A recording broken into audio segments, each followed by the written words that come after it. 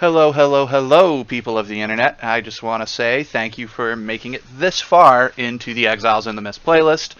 We're several episodes in now, and this particular episode, if I must say, is actually pretty good considering we were short a player. I do want to drop a disclaimer, however, that's what this voiceover is for.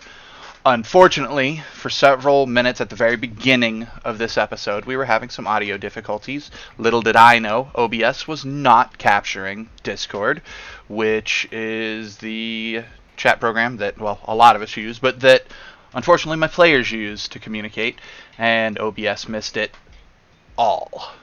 Now, that said, it only missed stuff at the beginning, and what it missed was not super important. um, I would have loved to have had everybody's interactions a little more at the beginning. Unfortunately, even my backup recordings didn't grab it, which is, it's upsetting, but we make do. When the players do cut back in, it's not very far in. Luckily, somebody in our stream pointed it out to us. I want to say thank you to them again. I'm sure well, I'm not sure they're watching this, but I hope they're watching this. And I just hope you guys stick around through that particular audio glitch. But don't you worry, when it cuts back in, it's a great show. Everybody has fun. We have a Kool-Aid Man moment. We have a loogie hawking zombie. We have all kinds of fun stuff. So please feel free to continue through the story. Just be mindful of our technical glitch because, hey, shit happens. I want to say I appreciate you all again, and please sit back, grab your popcorn, and enjoy the show.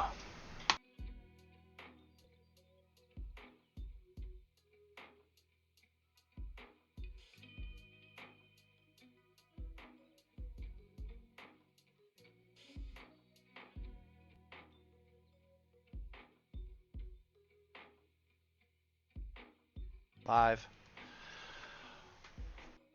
Hello, hello, hello, boils and ghouls, and welcome to another bi-weekly installment of Exiles into the Mist, a Ravenloft campaign for D&D 5e.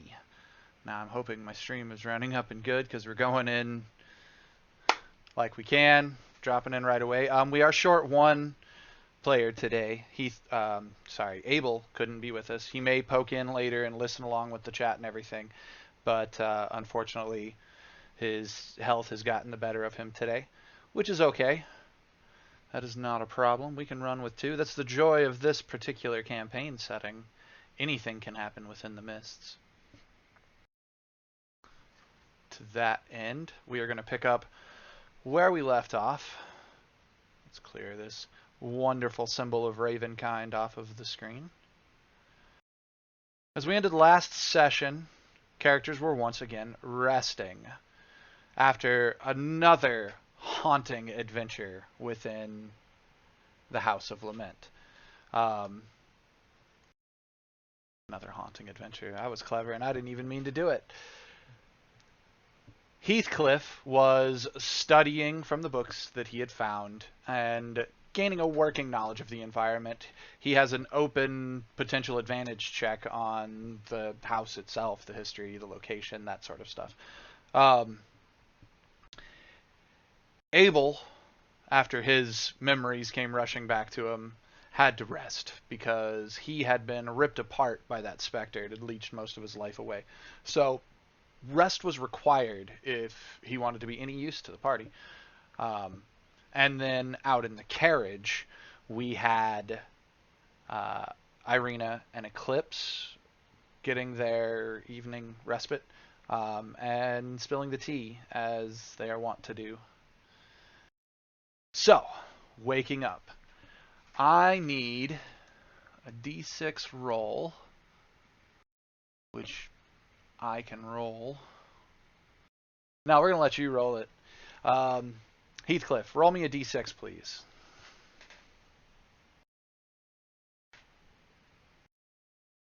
No, it did not. 2, got it. I'm going to clear the chat because there's all these fun little notes over here is great. It advertises for the people that I use my software from, but makes the chat hard to see. 2. Oh, whoops, that's the awakening. I didn't need the awakening. I pulled up the wrong module. Or the wrong part, not the wrong module. I got the right module. The wrong part of that module. So, right dice, wrong chart. Give me 1 sec. All right.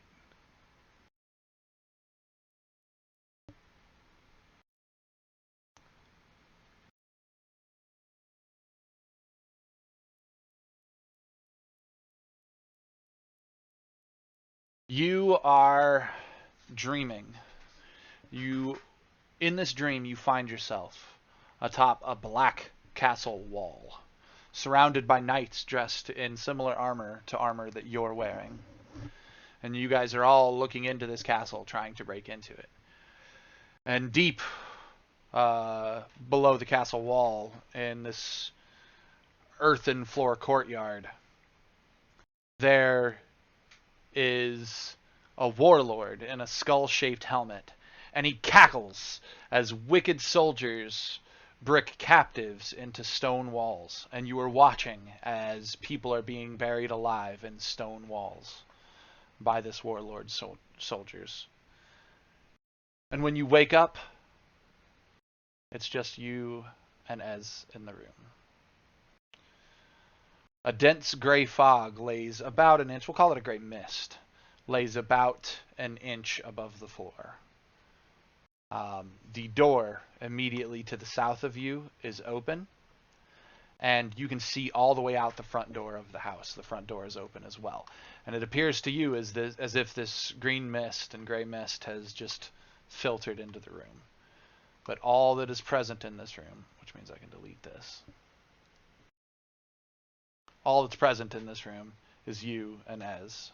Ez is still asleep over by the fireplace.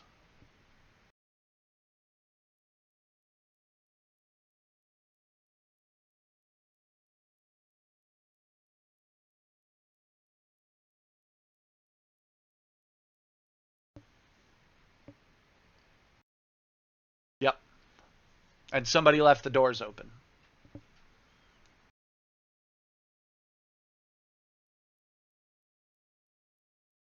They were closed when you fell asleep.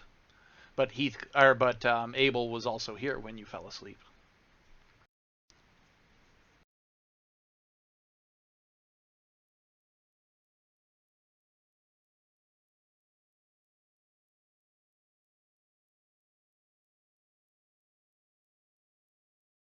What are your thoughts?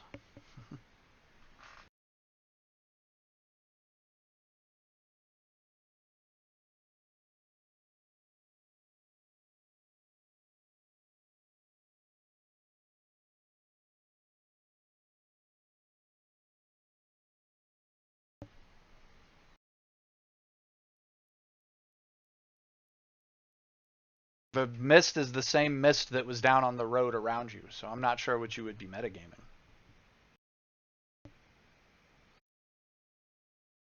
Of Abel being gone. Oh, no, like, it's part of the story. His missing is being part of the story. You wake up and he's gone.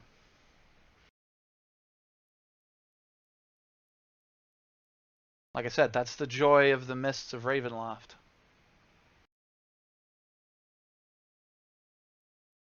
Enough to get a full rest. Several hours at least.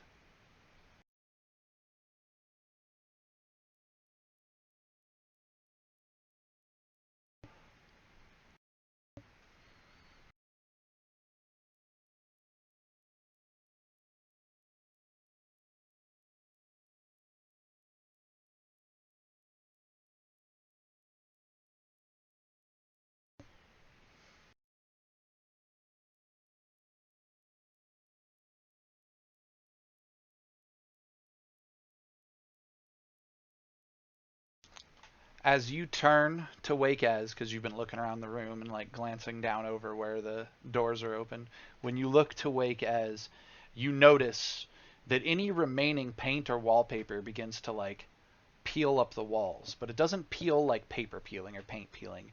It peels like flesh skinning. And it just almost like open wounds of flesh appear on the wall as though like a chunk, like a calf or a bicep, a big chunk of meat were slashed. Um, and the skin peels back as though it were being shaved up the walls almost. And the walls begin to bleed from these wounds. Reaction.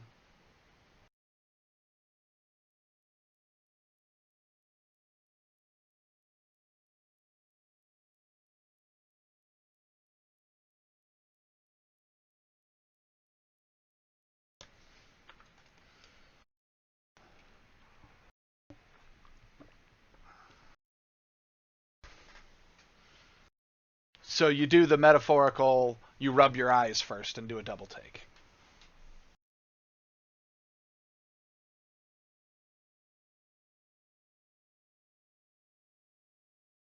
Okay. All right, well, when you do the double take, jump scare to the double take, the walls are back to normal. Because you didn't immediately scream and awaken as she is still asleep next to the fire.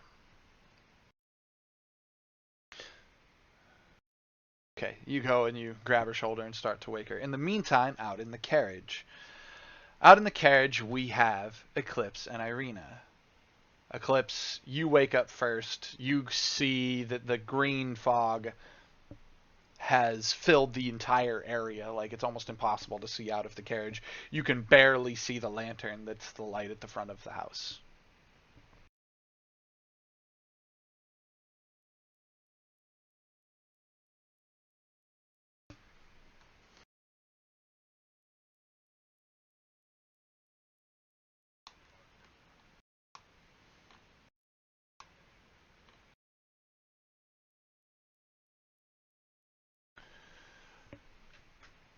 The mists of Ravenloft, they can be a terrifying thing for newcomers, but they do this all the time. They roll in and thicken. You must be careful of your eyes in times such as this. For you see, it is said that the mists can play tricks on us. And she begins collecting her gear to move inside the house. We should get to the light before we lose sight of it, for fear that we may lose the House of Lament.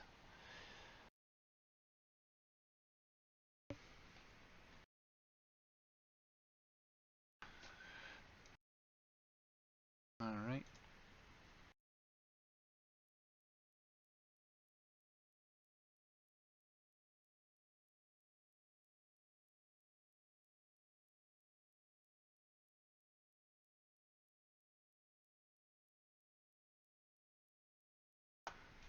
You guys make it up the steps of the porch towards the front of the house. And I've never given you guys the description of the porch, but it's a creaky wooden porch covered in dead vines and infested with earwigs, but otherwise unremarkable.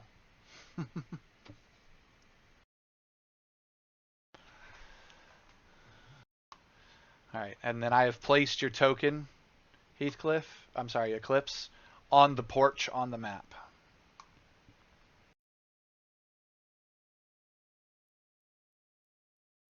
When you get up onto the porch, you see the door is open. You see into the house all the way to the parlor, the door is open. Irina draws her sword and like immediately steps inside and says, Irina? Or I'm sorry, Irina, that's her name. Ez? Is everything okay in there?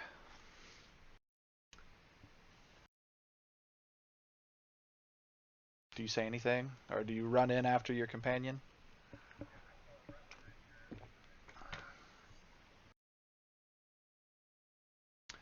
But you're going to stay with her? You're not going to like run past her? Okay. When she doesn't hear anything, she moves in here. You guys make it about this far before you notice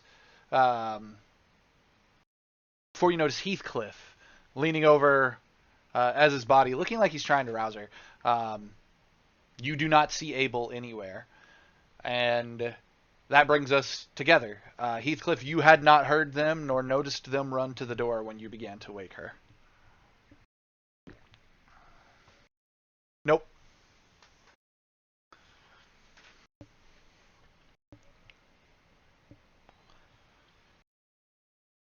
Okay.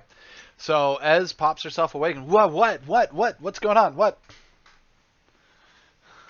Morning already?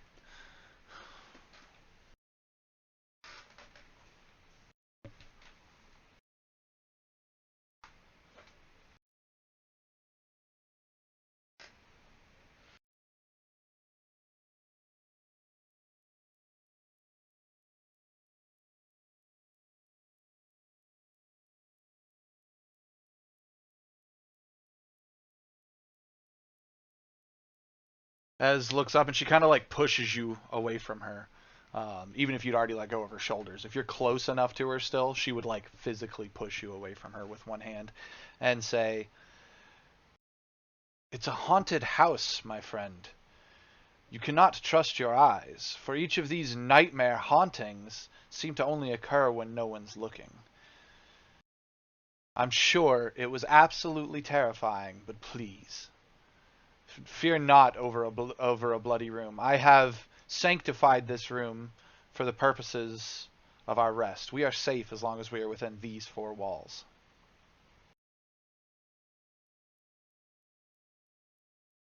And she says, "Well, I'm able to do a lot of things. Where's able to what?"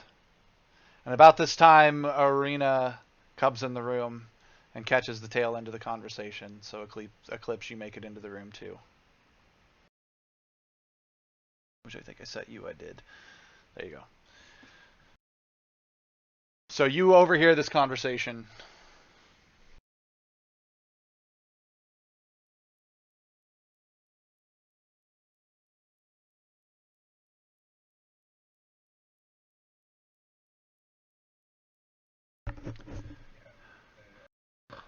One second. I am getting reports in OBS or from Twitch that they can only hear me. Yep, Discord is doing its thing again. It's active but not active somehow on the stream.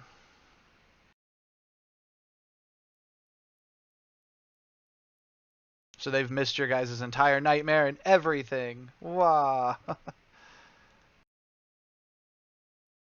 Okay. Try talking. No, Discord is still not reading. Why is Discord not reading? Keep talking, guys. I need noise from somebody. Yeah. That's really strange. I've turned it off and back on.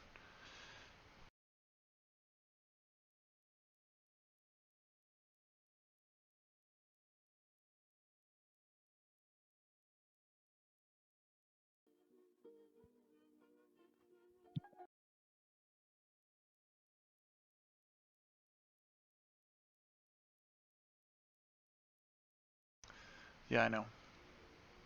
But all I'm getting for Discord are notes and the void, not the voice channels.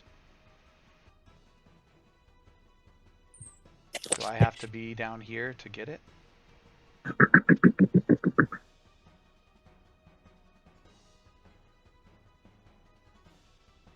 Yeah, it's not appearing there. Ah, wait. Make noise again, somebody? What was just... It was just flickering. I don't know. Try editing it again.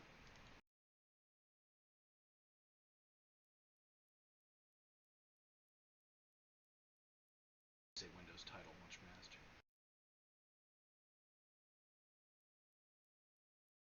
Try talking now. Can you hear me now? Yeah. Looks like I'm picking you up. That's weird that they were... Okay.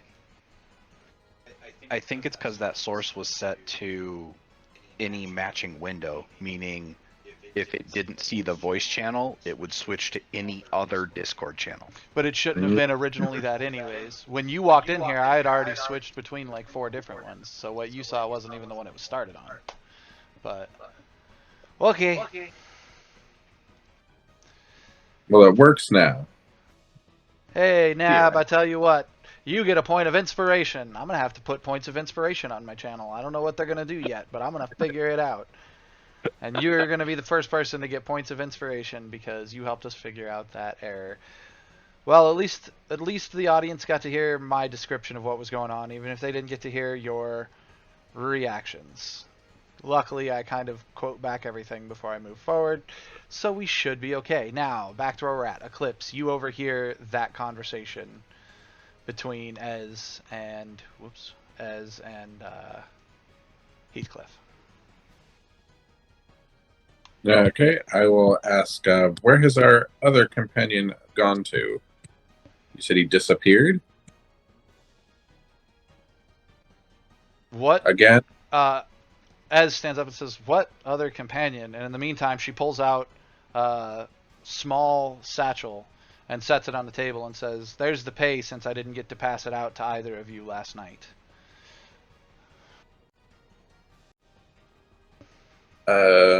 We had a third companion? Irina looks at you as though you are crazy. Like she's standing next to you, and you see her just give you this weird look, like as though she doesn't understand what you're saying. And she says, "There's only ever been the two of you here." She looks up at Ez and says, "Is that their 40?" Ez says, "Yeah, 40 gold, same as they got yesterday." And she moves over and begins to start the fire to keep it warm for the day. They seem completely unaware that Abel was ever here.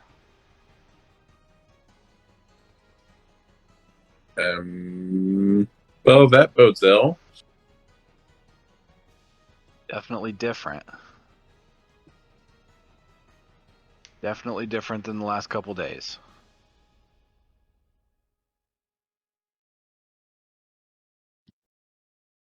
I'm trying to think of what this possibly can mean.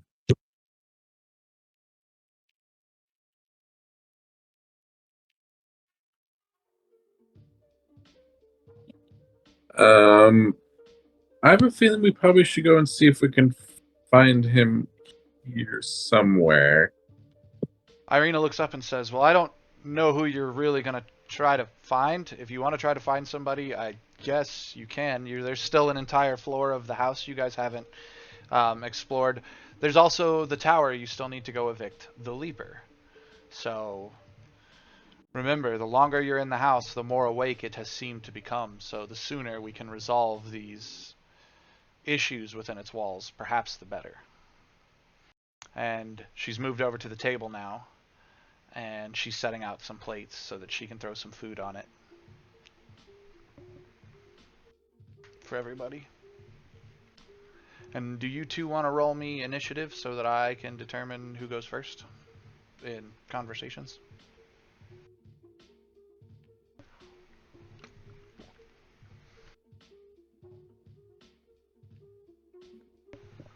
I was gonna be like, I can beat that, and then I rolled a 3, and I have a +4 anyway. Yeah. So You technically beat that.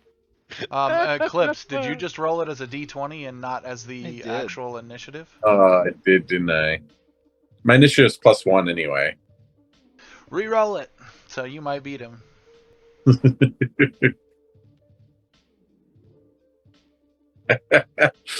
Only just.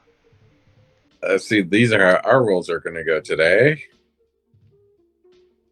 Yep, they're gonna be fantastic.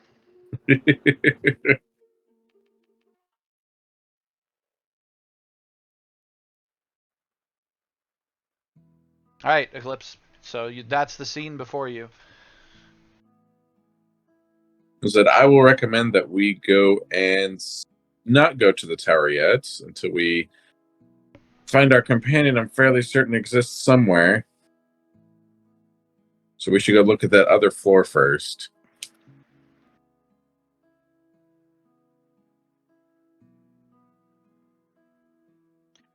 Well, do we want to do the other floor, or do we want to try to evict Leaper?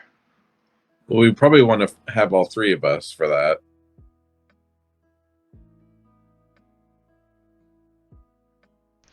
Irina looks up and says, "You have all three of us. You have the two of you and me. That's three. Who are you talking about?"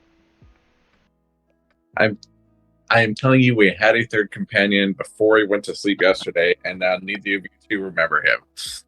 Something is As and Irina look at each other, and then they look back at you and both continue to explain that, are you sure it's not the house? Are you sure there was not some ghost that you considered to be your third person following you around? Because there's been a lot of tricks played by the haunting in this house. Very certain because he came to the house with us. How sure are you of that? Gonna go with 95%. Yeah, right about there. Well, we shall keep an eye out, but I do not think you will find the person you're looking for.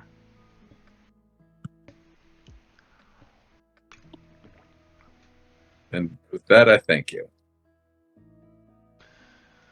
All right. Heathcliff. Out of game. Out of game. Not gonna lie, I just tried to scroll out on the stream. Well done. It didn't work very well. Heathcliff, it's your turn.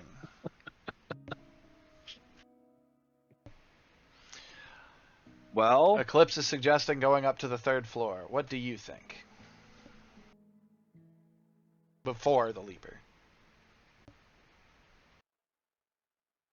I'm gonna look at Eclipse and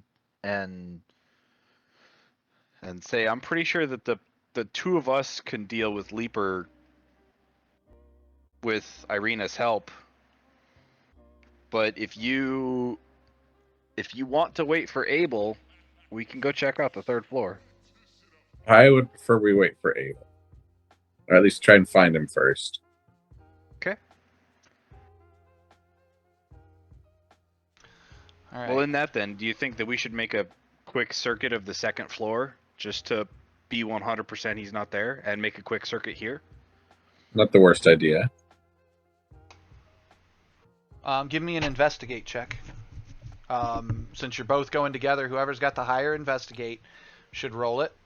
I have a one. I have a 3. Okay, and you get to roll it with advantage because the other player's helping, and that should cover the first 2 floors.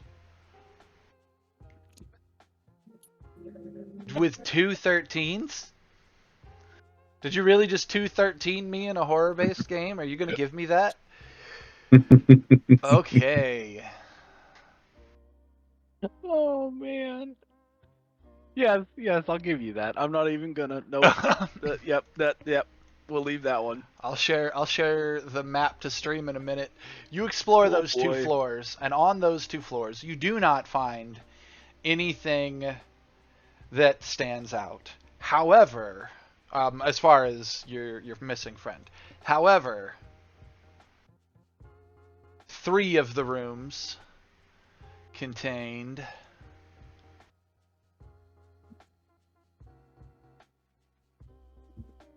let's go with this button.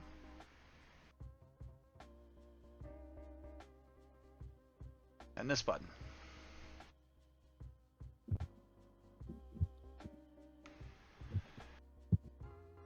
Spirits that appeared only in portions. So in one room, there was literally just a disembodied hand crawling around, thing style. In another room, you discovered a heart sitting on a desk, just beating, just dunk dunk, dunk dunk, dunk dunk, spraying blood as it did. And in still another, you stepped into the room and there were skulls lining the shelves. And as you stepped in, they all slowly turned and looked at you. Until it was enough to make you just sort of back out of the room and close the door. And when Eclipse came around and he opened the door, there was no skulls. It was just a normal room. Because of course. Because why not?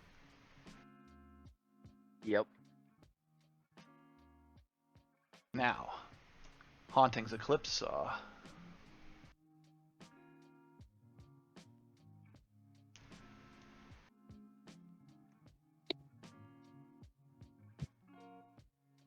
In how many rooms? In 2 of the rooms, Eclipse could have sworn he saw objects in the rooms animate. For instance, when you went back through the kitchen,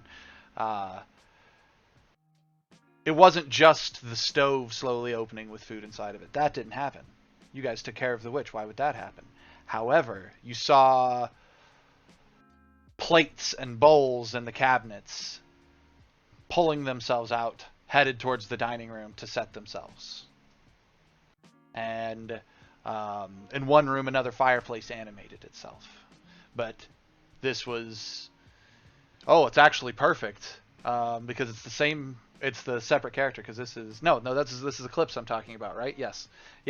So, Eclipse, you even had to deal with the spectral hand coming out of a fireplace trying to eat you again. Right. It's like I learned my way around the first time. Let's, not get caught. All right.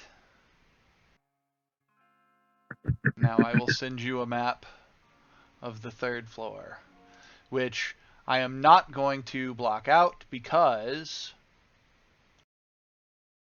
our dear friend was smart enough to find the maps. So all I gotta do is drop your guys' tokens on there. I will share it to you now.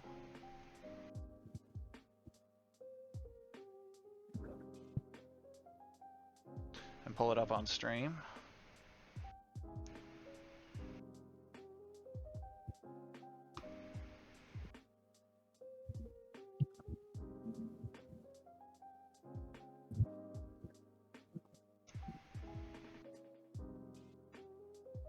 Okay.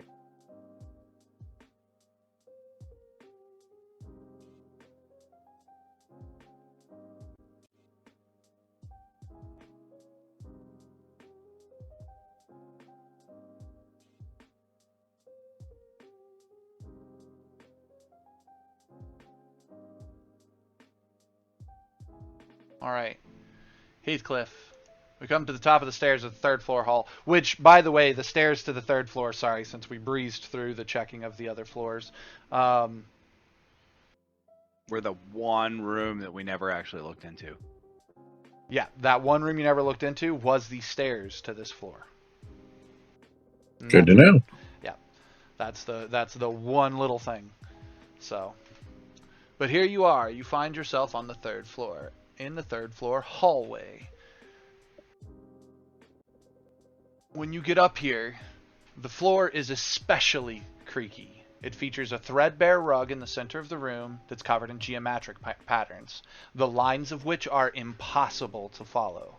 As your eyes track along it, which, I mean, Eclipse, you're standing in the room, so you can absolutely see it. As your eyes track along it, like you lose them in the grid of geometric wireframe lines that are drawn on it.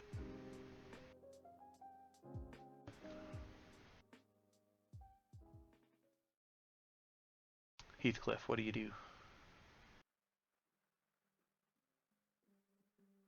For some reason, my brain is not actually processing what you said, so can you please say it again? So the hall, when you step out of the stairs into the top of the hall, which you are currently on the battle map, you are still inside the stairwell. The floor is an especially creaky hardwood. Laying in the center is a threadbare. Dang it. Token lock is now disabled.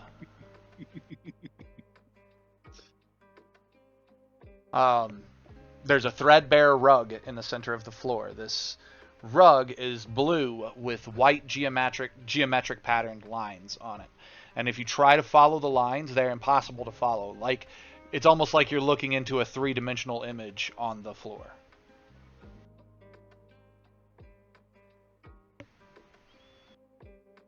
Okay.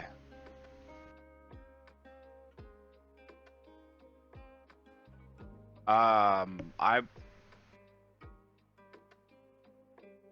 want to mention that the rug looks trippy, and that I'm gonna give Eclipse a knowing look and say, since Abel isn't here, I say that we should explore rooms together.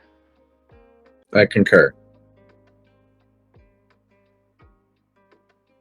So, judging by what I saw on the maps, the the two rooms to the right of here are bedrooms, and the door to our right leads to like a sitting room or living room. Do we want to start with the two bedrooms and work our way around?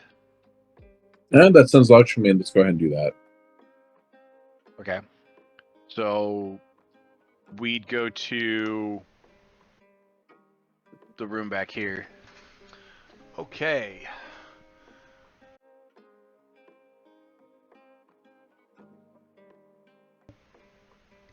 When you get to that door, it is locked. It is a simple wooden door, but it has a skeleton key lock on the outside.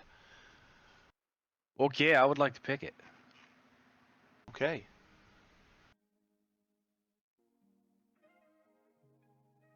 With a 17. The tumbles roll, click, click, clack, clack. And after a moment, the door pops open. Do you just push it open and peer in? Yes.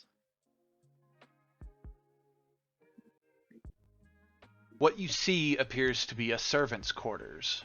It holds a bed, a visible footlocker, a writing desk, and a chair.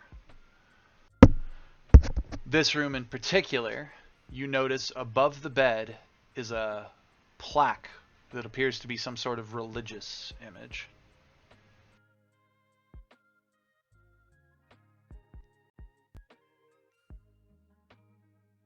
It is, I'm looking for it, a shield crossed with a sprig of some kind of plant.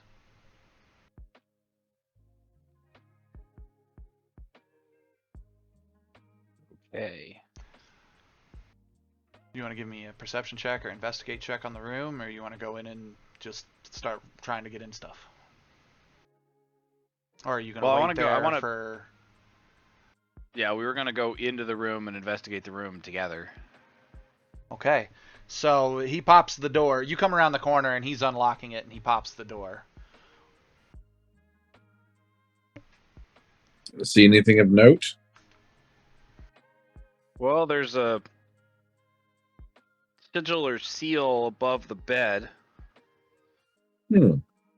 Interesting. That is not one that I recognize.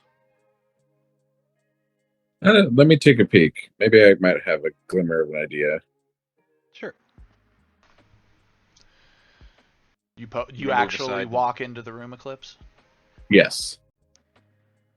Set your token where you would like to be, sir. I would follow him in too. He threw himself out the sidewall like the Kool-Aid man. That all day.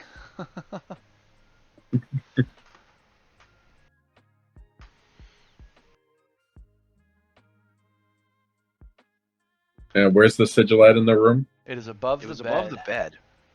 On the bed, so I guess I'll stand right here. Okay.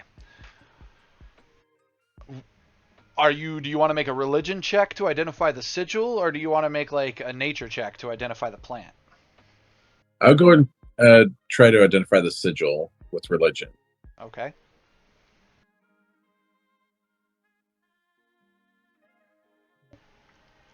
You take a couple of minutes to pore over the sigil, and you really can't think of anything. It looks familiar. There's something very familiar about this, but you're not sure what it is. While he's poring over the sigil trying to identify it, Heathcliff, what are you doing?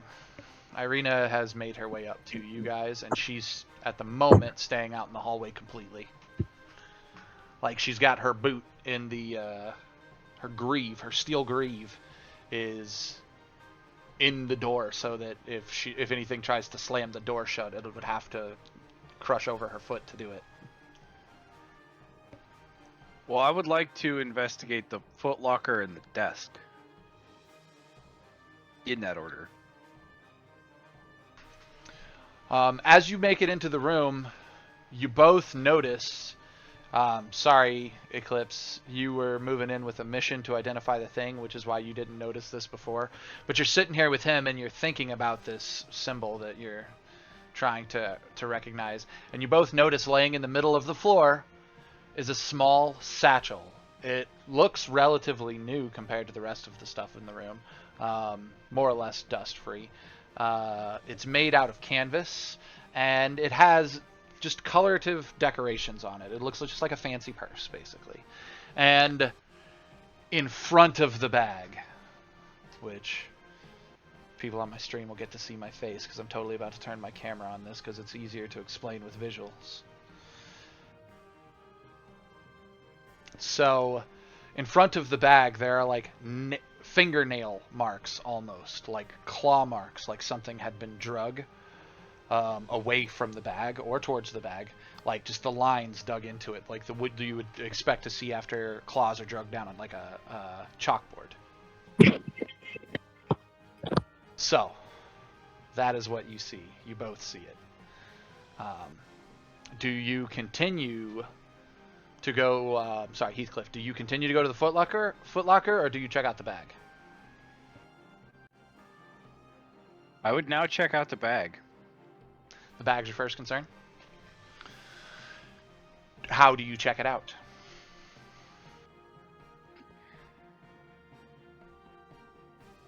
Carefully. Carefully. Is this another one of those you take your short sword and poke it situations? I'm not sure if I'd poke it, but I might try to like move it with my short sword. Being very careful to not like fling it really hard, but kind of move it and see if it tugs on anything or Okay, so you approach the bag. In the meantime, Eclipse, because you're from the land of monsters, you have finished your assertion that you do not, from a religious perspective, recognize the symbol. You're looking over at the bag and you remember something from your childhood, a nursery rhyme told about bags of holding. And while you can't remember the words in order to be able to tell it as a story, what you do remember is the point, and that is to be careful of bags you find, because one may be a bag of holding. And as wonderful as that is, any and all bags of holding can be doorways for bagmen. And you see him going towards the bag. Do you tell him about this superstition from your childhood? Or do you let him open the bag? Honestly, I think my curiosity gets the better of me, and I am curious to see what happens when he opens the bag. Thanks. You know me, the cat. At least somebody else is getting it this time, right? Exactly. Okay. Heathcliff, you start testing out the bag. Could you give me an investigate check to safely check out the bag? I'll go ahead and give you advantage on this check. Sure. You're being intentionally safe about it. I'll allow it. Advantage. Investigate. You dropped Soft a 20. 1. For a soft 20, you are successful in safely checking out this bag. You do everything you need to. Enough for you to realize that not only does this bag have a very magical feel about it by the time you get your hands on it, that you're going to have to take a short rest to figure out what kind of bag this is, what magical enchantment is on it. But it's just a bag. Okay.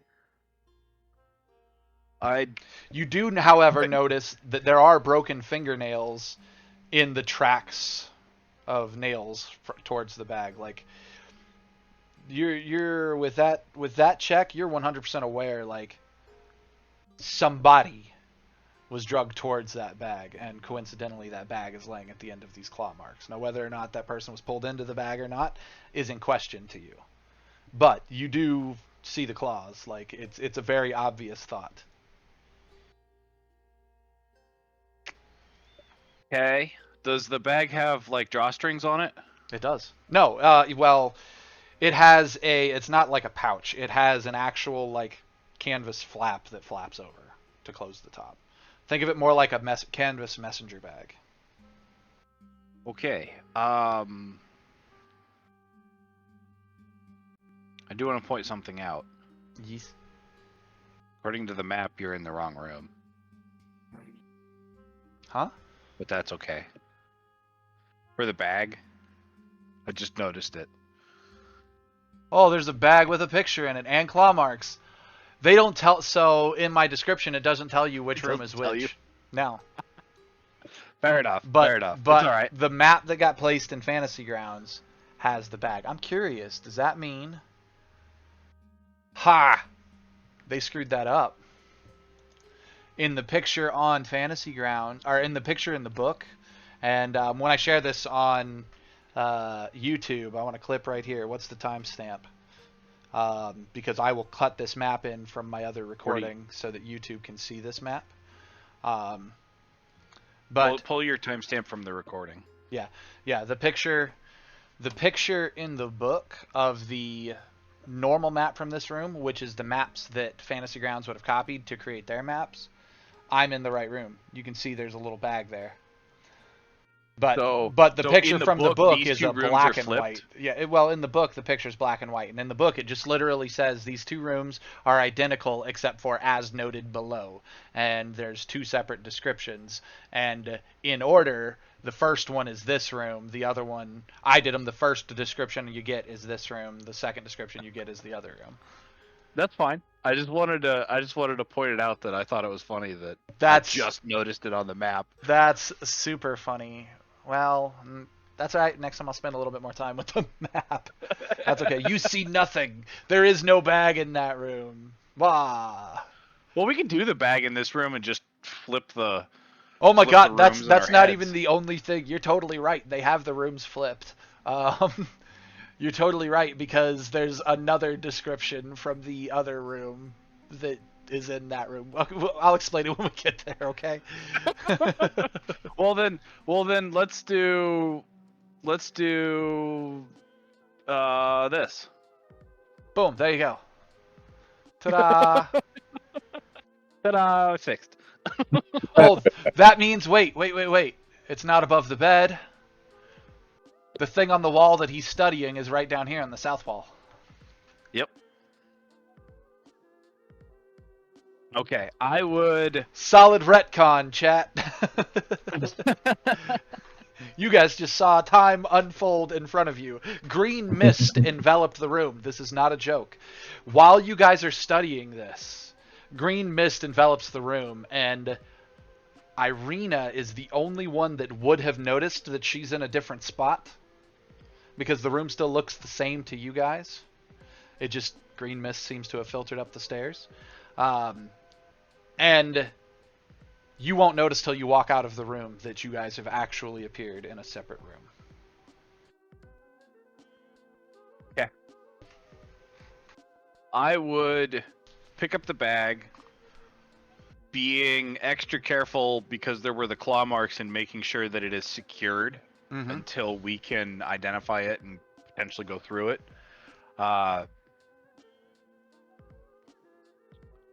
But yeah, after that, I would continue to the chest and the desk and see what else I find. Did it add? Okay, quit opening like that. I'm trying to add something to your inventory. I should be able to drag it from there and add it, right? No. Did I drop the parcel on you? So I saw a pop-up for servants' quarters in the bag of holding. That's weird that it popped up that way. Yeah, that's the parcel. Close that. Drop it. I Try got to drop it it in the... Okay. I got it on you, but when I was dragging the bag of holding onto your token, it didn't go. So I had to open it, go to your actual inventories tab, and drop it. Doesn't that weigh 50... Is it 15 pounds, period? No. Oh. I think it's got a base 5 pound. Oh no, it is 15 pounds. Bag weighs 15 pounds regardless of its contents. Yeah, okay, I thought so.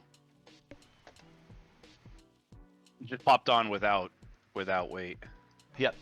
Okay, so Carrying it for now. you're exploring. You move back over to the foot locker.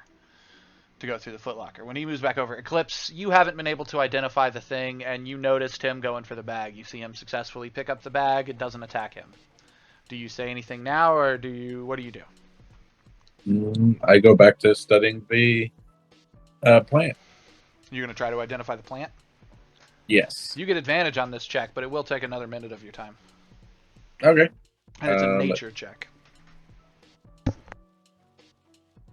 Let's see, nature. Click advantage first.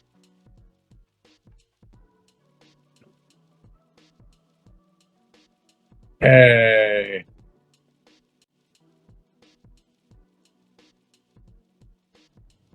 Okay. You identify it right away because you've got a sprig of it in your bag right now. It's a belladonna sprig across the shield. Interesting.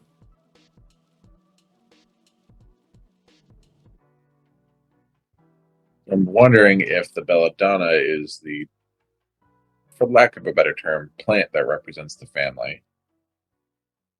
That's a good thing to consider. So you are able to identify it. In the meantime, while you're looking at that, we go back to Heathcliff's turn, which apparently I still had it on Heathcliff on the tracker. Anyways, Heathcliff, you pop the footlocker. Inside you find clothing for a woman. It's all old and decrepit, but it's definitely servants' clothes. You're looking at like maids' garments.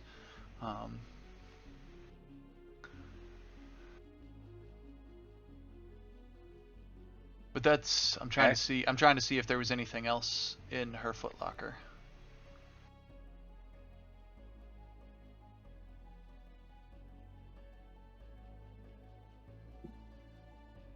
That's it. You just find clothing in her room. Well, then I'd move over to the desk and repeat the procedure. Nothing fancy at her desk either. It appears to be a simple desk for a servant. You find like an inkwell that's dried out and a quill, okay. And that's it.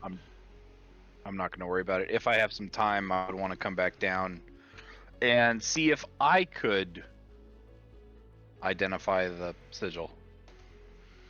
All right. Eclipse, after he takes his glances around the room, you have identified the plant. What do you do? Let's see.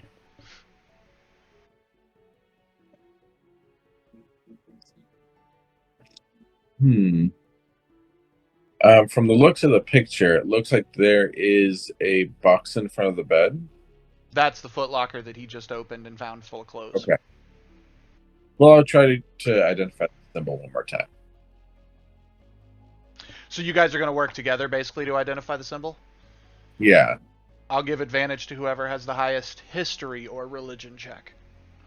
Okay, I have 3 in both. 1. So I'll go ahead and roll that. That's better. It is the symbol of the god Ezra. Ezra. Mm-hmm. I am pulling up information on Ezra right now.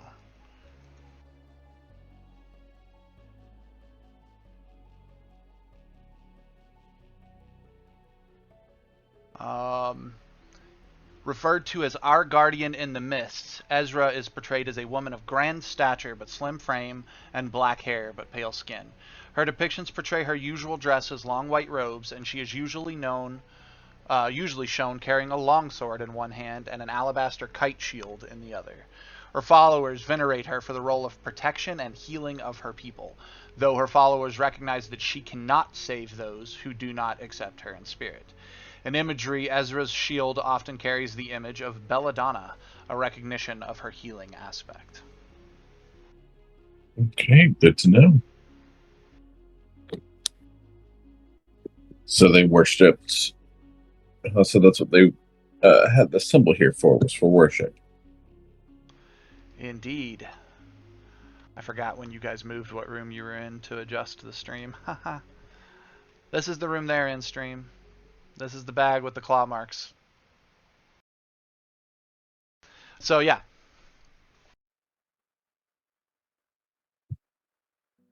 You actually both sort of take notice as you're turning away from that symbol that Irina is making some sort of gesture with her hand. It's balled up in front of her, 2 fingers out, and her head is sort of knelt or bowed down as she's looking in the direction of that symbol, or looking in the direction of you guys. Do you guys forget you had a nun here with you? That's fair. Sort of. You guys had said she was a weird nun carrying that longsword.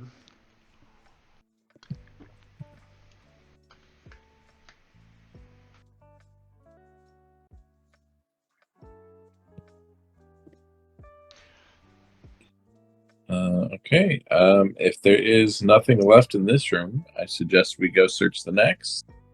All right, we'll go ahead and start with it technically still being on you because you guys did that together. Basically, reinitiating the next part. Do you go to the northern door or do you go to one of the 2 right doors?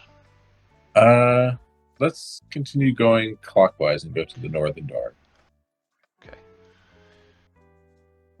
You get there and check the door if it's locked. Do you want me to move your token for you? I got you. I go out. I say, this isn't the door we entered originally. There's a fine green mist just floating about an inch above the floor. So I said, well, the hallway looks familiar. There's the staircase. Let's go try again to the door we originally went through. So you're not currently freaked out at all that we're in a different room? He's freaked out enough to point it out, but otherwise, it seems to not bother him. Because I was already told about this mist and its magical properties. So Oh, that's fair. Irina did tell you in the thing that the mists will play tricks on you. Mm-hmm. Have an inspiration point for remembering that.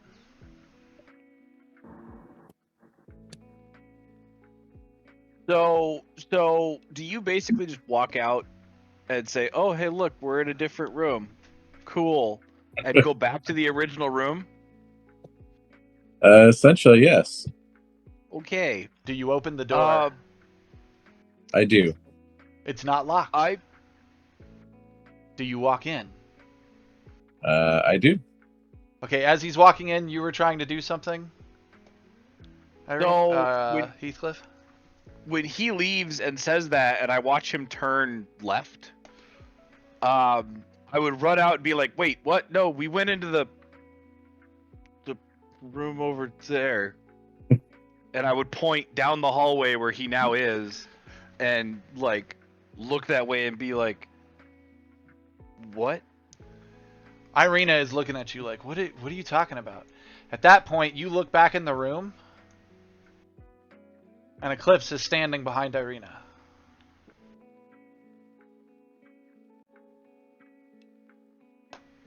Interesting.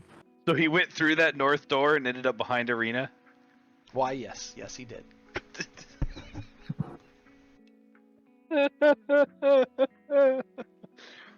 So, if the northern door enters down to this room, I suggest we leave this room, turn around, and go back in this door. Okay. You close the door behind you. Yes. It is locked. When you try to I open will it. unlock it again. Roll me a... Thank you. 19. The tumblers roll. Click, click, clack, clack. The door unlocks. Do you push it open? Yes. Do you walk in? I would want to do the same thing where Eclipse and I kind of go in together, one right after the other. But yes, I would go in. You step in. You're in The same room you were just in, where the bag of holding was on the floor. Right. There must be a different way to get to that room up north. Or maybe you mentioned Irina something says, about. "What are you talking about? It's just another door." She opens it, steps in. She says, "Are you guys gonna come up here or what?" Uh, Would you guys like the out of game answer?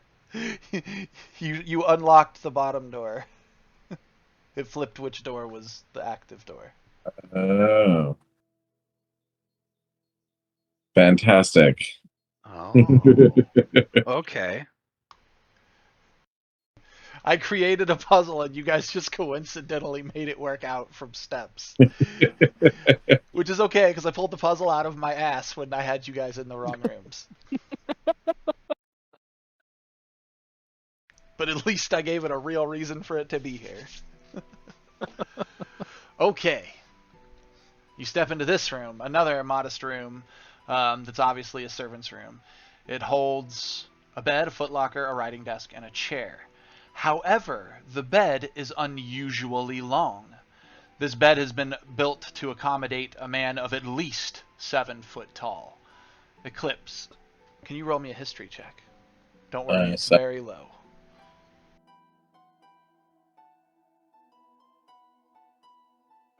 Of course, you roll high when it's very low. That's okay.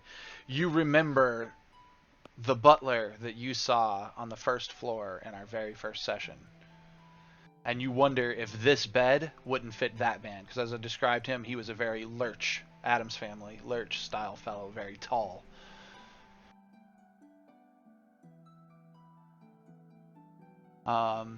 There is a footlocker in here that you can see.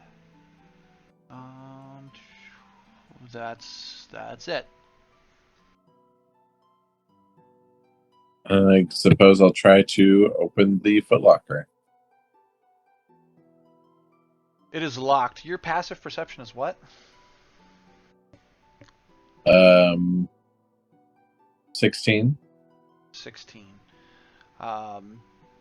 It is locked, but it has very familiar symbols on on the latch itself, because it's not a padlock, it's a locking latch, and there's very familiar iconography on it, like in it's how it's shaped and everything. Okay, I guess I'll try to identify the symbols. Please roll me a history check, because you know you've seen them before.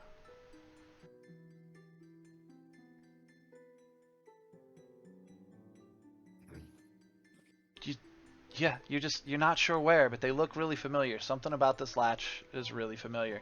Heathcliff, you see him fiddling with the trunk, and you see him realize it is locked.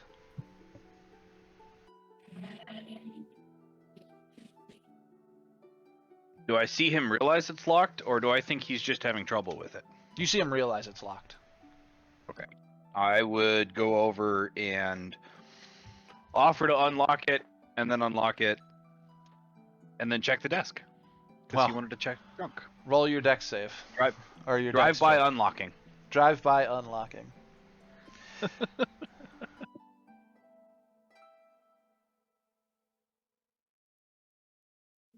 Oh, I apologize. Actually, I meant to tell you. This check, you realize this latch is exceptionally well made. There's something about this latch that's just like first off, it appears brand new. Not because it actually is brand new, but simply because time has done almost no damage to it since it was purchased. It is incredibly well built, and you actually have disadvantage on this check.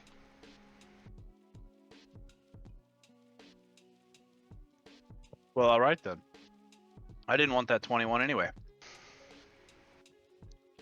I'll take an 11.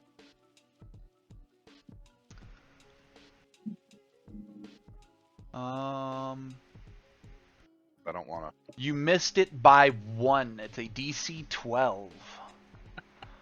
to. Of course it is. Of course it is.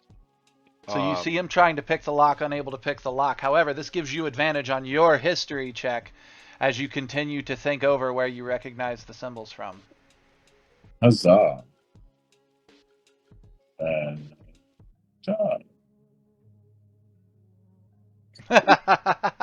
And get nothing.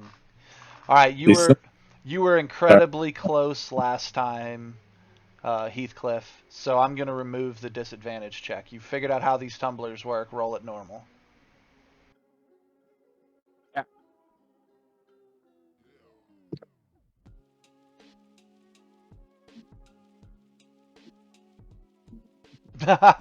You got it, though. You got it. Just barely at the last moment, you hear... Ah. That brief air of satisfaction comes across you. Another lock has not bested you. The lid pops open. It is at this very moment that Eclipse remembers where he's seen that iconography before. It was on the key he found in the wine cellar. Wow. I guess I'll go ahead and pull out the key and try and... Well, you said it was a tumbler locker. Yeah, for a... it's a skeleton key type shape. Okay, so this is a tumbler lock, so the key won't work on it. Well, it's the right key for it, but it's all right. Keith's got it open. Oh. Keith got it open, and the moment he got it open, you found it in your pocket. Because of course. Because of course. Hey, I gave you plenty of opportunities to remember. But yes, so you got your 13, you pop the latch. Inside of this, you guys notice several... Again, it's filled with clothing. Custom made for a very tall man. You also find a pouch that rattles. It's obviously a coin pouch of some kind. Which reminds me, on your guys' character sheets, did you add your gold from the room downstairs when you got paid? I did not. Okay, I will add yours. Keith, do you have yours? It's 20. Or do you want me to add it to yours as well? Yeah, because I can.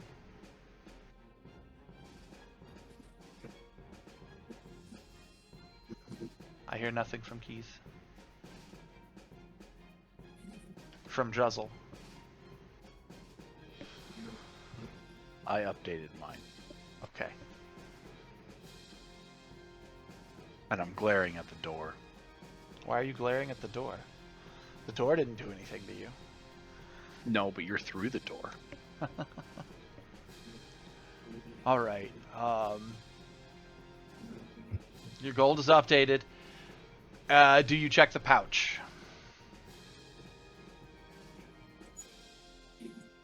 Yeah, I do.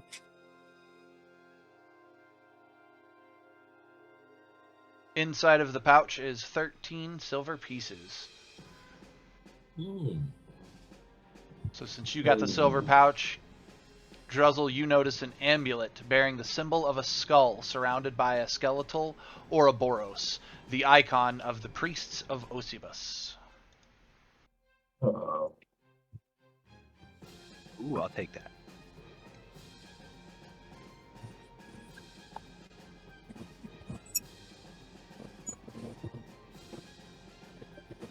So you pick up this amulet. Do you put it on or do you just pocket it? I would pocket it for now because I would want to spend some time trying to figure it out later. See if there's magical or non-magical or traps or anything like that. Whoops. Dang it.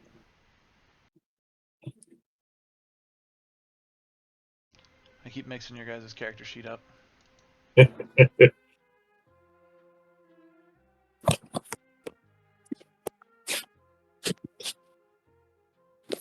Do.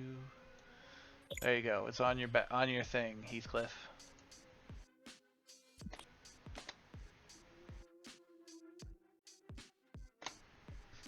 All right. Cool. Do you guys do anything with the clothes built for tall people? You actually wonder to yourself, Eclipse, if the Dragonborn couldn't wear these, being that they're built for someone large. Yeah, I will go ahead and leave him in the chest until we find him, because they'd be annoying to carry around. Fair. You got a bag of holding. Sounds like as good a time as any to test the bag and discover it's a bag of holding. So we haven't opened the bag yet. And you're Yeah, scared we haven't of even it. identified it yet. Yeah. So all I know is that it's a bag that had claw marks leading to it. So I was being really careful with it and making sure it was secured shut. Fair. Okay, well that's that room. What do you guys do next? We'll have Heathcliff start this time since Eclipse started out of the last room.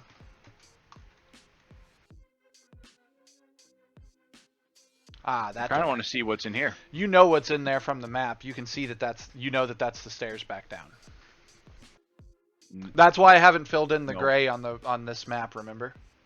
This is the stairs. Oh, I apologize. It's another set of stairs. Oh, cool. So So then, as we walk past that door, I would mention that that's the stairs up to. What I something know on the roof. is it another entire level, or is it just like an attic? It's something at roof level. At roof level. Okay. I would mention that as we go past that leads up to the roof. Okay. So you go down to the southernmost room, or is that what I'm seeing? Yes. You push the door open. I would. Do you step in? Just that little. Only bit? if Eclipse is with me. Okay, so you just. But you do step in the doorway even though Eclipse hasn't made it quite over to you just yet? Yeah. Okay. Eclipse, you can go ahead and move yourself over to him.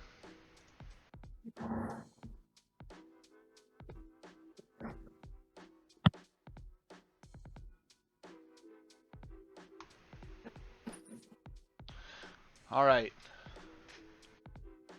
Rich furniture clusters around a tall fireplace, its mantel lined with dusty knickknacks. Above it hangs a portrait of a stiff but handsome family.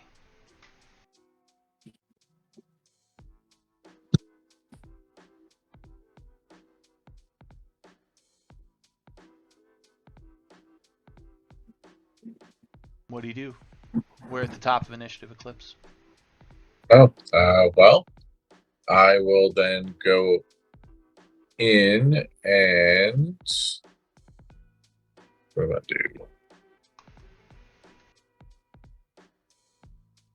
I'm going to go ahead and look at these cupboards over here.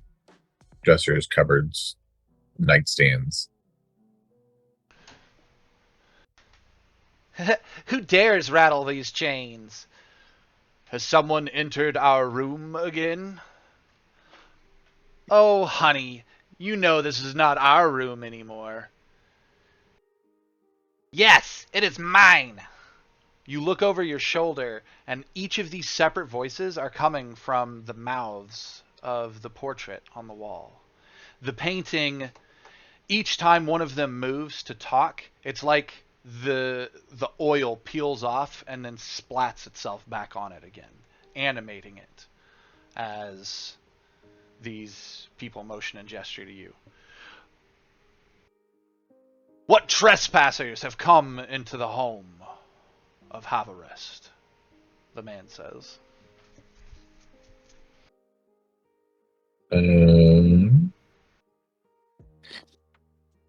Well, okay. So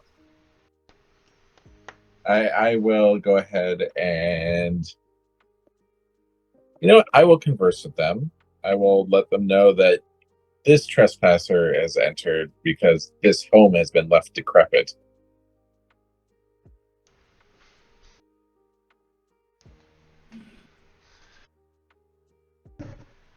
Okay. So all of that went down. Heathcliff. I'd hear all the talking, right? Yep. Oh, yeah.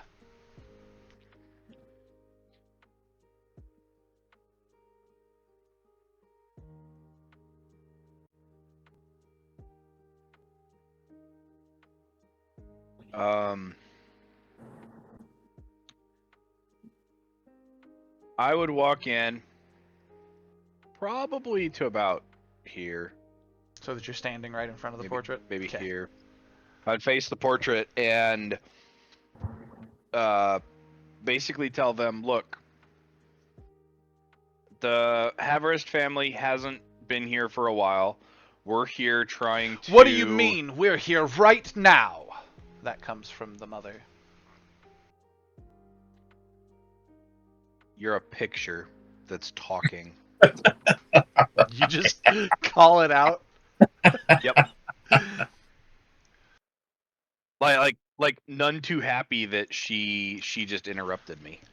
She goes to say something in response, and her husband holds his hand up, and it like crosses in front of her face. And then all of a sudden, all too sudden, his image takes up the full frame as he is moved forward, so that all you can see is his face. And he says, "My dear boy, you would come into our home and then offend my wife. Have you no decency? Roll for initiative." Okay. Both of us or just him? Just him. Well, all of you.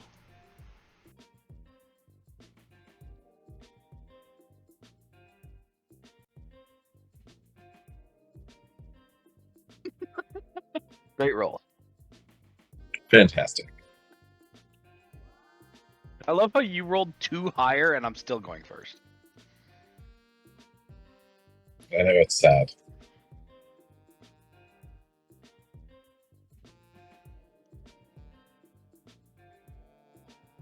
And then I need to get his initiative rolled. Make it a 2. Make it a 2.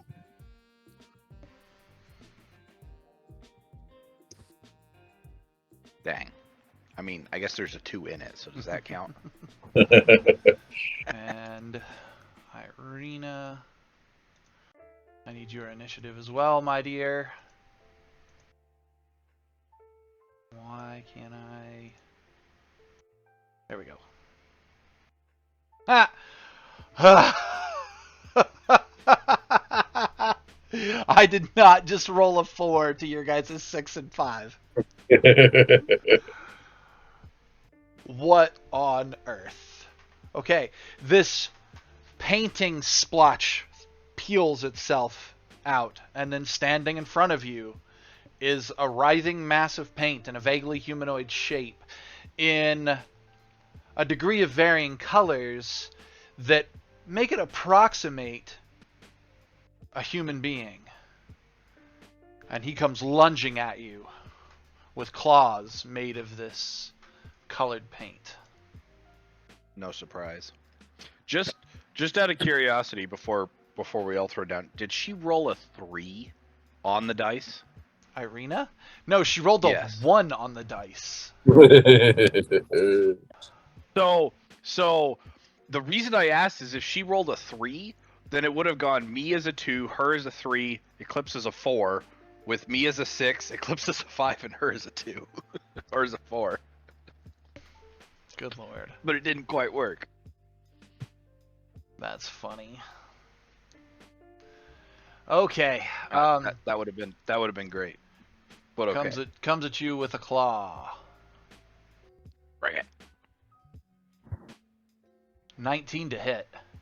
Oh, that hits.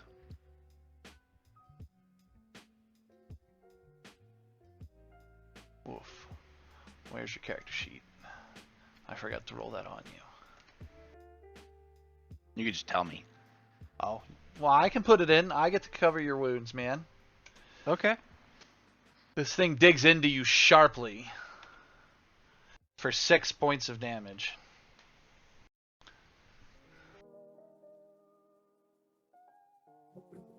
You feel this paint create almost razors as they come at you. And because I hadn't set it on its turn, now I can set it on its turn, and I can pass turn. Heathcliff, it's your turn. I'll move to my actual square now. I appreciate you. I figured you'd take the free move to the back one. He moved into melee, so regardless of where I actually moved to, I should have been next to him.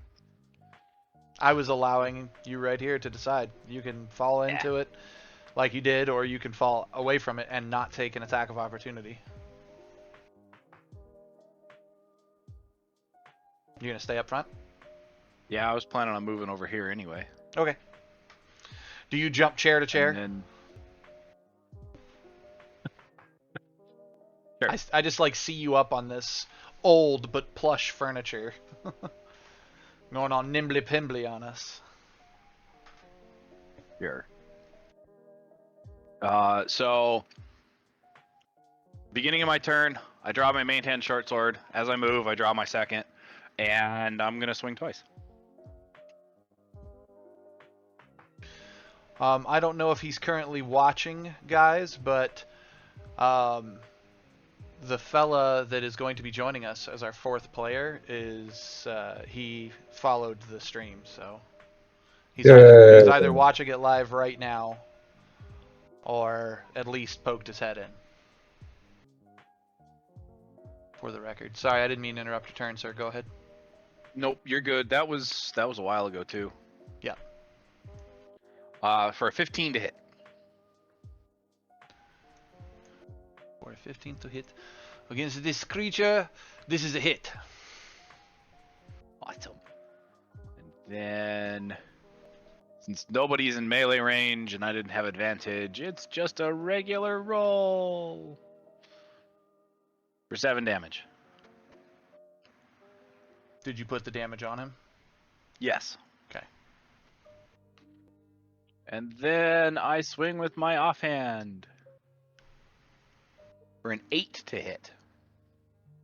That is not going to make it. Do you want to spend your inspiration? Nah, it's all right. Okay. So that will end my turn. All right, Eclipse, sir, it is your turn. Okay. So this thing came out of the painting. Is the painting still there? It is. In fact, the whole rest of the family, except for the dad, is still in the painting. And you can see them with your passive 16. You can see them moving, slowly moving into a line headed towards that frame. And the painting is right behind him, right? Yep.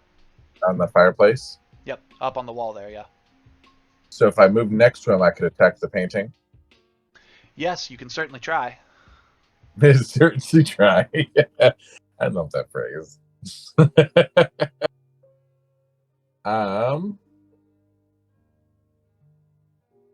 to think of what I want to do here. I will use my free action to activate my starry form, Archer. Oh, if you're going to Archer, you could hit it from here. Exactly. We do need to shift you into a square. You going up or down? Left or, well, up or down? I'm sorry, I'm not in a square at the moment, am I? Nope. Okay. And I will use my Wild Shapes ability to fire at the painting with a Radiance attack. Roll to hit.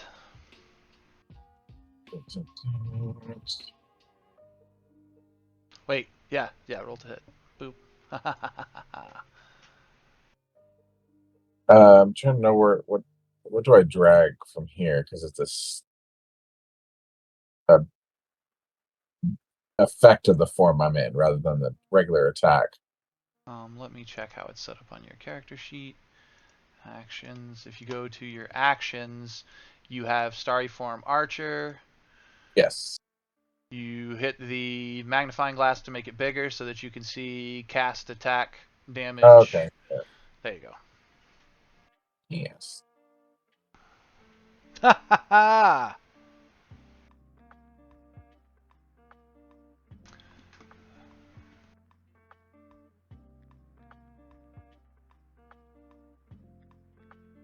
Okay, cool. Roll your damage in the chat box for me, would you? And so I rolled 2d6s or 2d8s, right? Just roll it like you normally would. It'll auto crit it. Well, it was supposed to. Did you roll it from the damage on the Oh, Druid the damage. Actions tab? Okay. Yeah. Okay. Damage. There we go. I rolled it as 2d8s plus your Radiant. Yep. For 13 points of damage. Well, wait a second. It's supposed to be 1d8 plus 4 a piece, right? No, it's the +4 only applies once. It only multiplies the dice. Oh, okay. Yeah, it multiplies all dice that are part of damage when you crit, but just the dice. Gotcha. So for 13 points of damage, you nail this thing. You see the frame of the picture begin to crack. But moreover, one of these ink blots is near the edge when you do that, and it causes the entire image of, we'll say, Theodora, the mother, is burnt out when you hit it with that starry form arch. That was your critical table roll. So there are still two other images. The children crawling towards the screen of the Now, picture. if I choose not to move, since I just had to go to a square at the beginning of the fight, can I fire another one? No, unfortunately, it's only one a turn. One per attack action, I believe, is how your thing works. Gotcha. Form shift whenever you assume you start form. Yeah, it counts as an attack, so you only get that bonus attack if you take Oh, okay. or have an extra attack or have something that does it. Yeah. But I can use a regular attack against it then. No, that counts as your regular attack. So It says on your turn, oh, what? It's a bonus action? It says when you activate this form and as a bonus action on your subsequent turns while it lasts, you can make a ranged spell attack. And activating the form Is a free action. is a free action? I'm pretty sure. Let me double check. Oh no, it is as a bonus action. So you've already used your bonus action. So next turn it will be a bonus action. So your bonus action allowed you to take the form, fire the shot. You do still, in fact, have A regular attack. a regular attack. Yes, a regular attack action and a move action. Okay. Actually, I think this might be a good time to use my brand new wand. I will use my wand of magic missiles. Okay. Have we added a way for you to roll that? No. I'm assuming it just casts the spell magic missile. Yep, so I'll drop the spell magic missile on your character sheet so that the stats are there. And since it's a wand, it doesn't count towards a spell slot, correct? Correct. It has its own set of rules. Right, magic missiles on your character sheet. I'm going to look in your inventory real quick and I'm going to read the wand of magic missiles.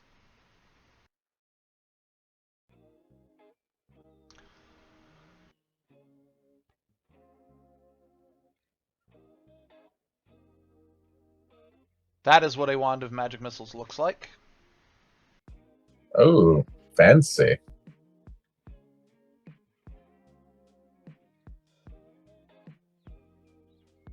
It has 7 charges.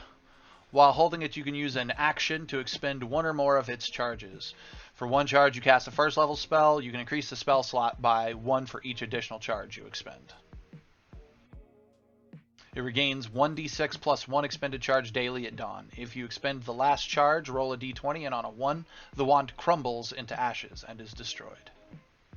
So I can cast it a minimum of 6 times a day. No, because you might not fully recharge it at dawn. Oh, okay, that's because fair. it's you roll for it. But right now it's full. Okay. I will go ahead and cast it then. Do this. As one charge or Yeah. multi-charged? One charge? Oh, I can do multiple charges? Yeah.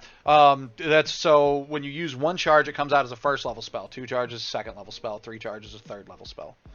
Okay. And because it's magic missile, basically that just means for 1 charge you get 3 darts. For 2 charge you get 4 darts. For the next charge you get 1 more dart, so to speak, adding up. Okay. I guess I will go ahead and do 3. 3 I'll do charges? half the charge. Yeah.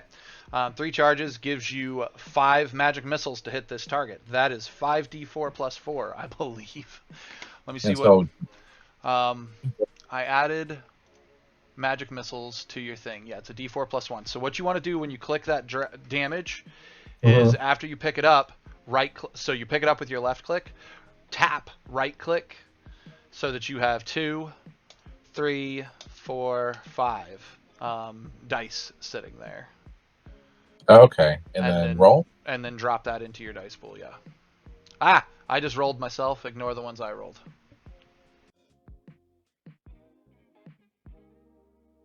Or So 14. Oh, you rolled those at the same time as I rolled mine. Wow. Cool. 14 points of damage to the painting. Yes. Okay. You just ripped, between your 2 attacks, you just ripped this painting apart. It literally, like, those attacks just peppered it across the center of it, and the whole bottom half of it just falls off the wall to the ground. And then the top of it hangs swinging by 1 nail. It's destroyed. You see no more movement.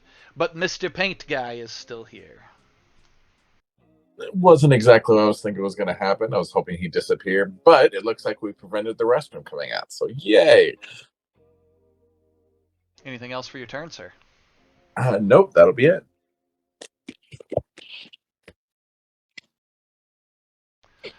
Irina.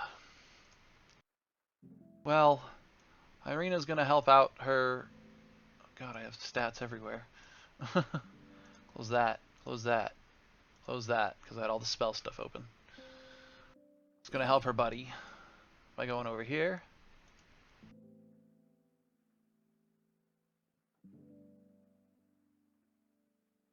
And she is going to swing her sword.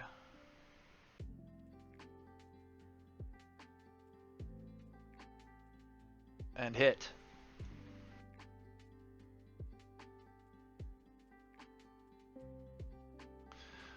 Dealing 9 points of damage to the creature as she skewers him with her sword.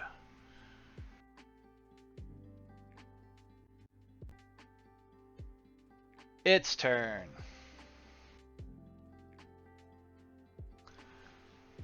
Irina hit it pretty hard. But at the same time, you insulted him and his family, and then now his family's been blown off the wall. So I'm going to roll a dice to determine which one of us he attacks.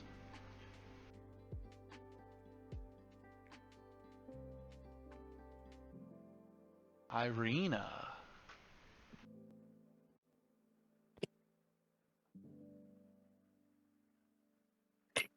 For a miss.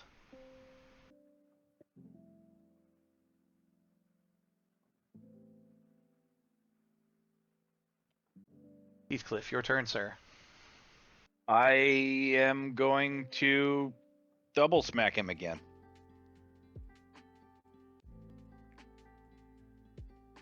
For a 21 to hit. That's a hit, sir. Cool.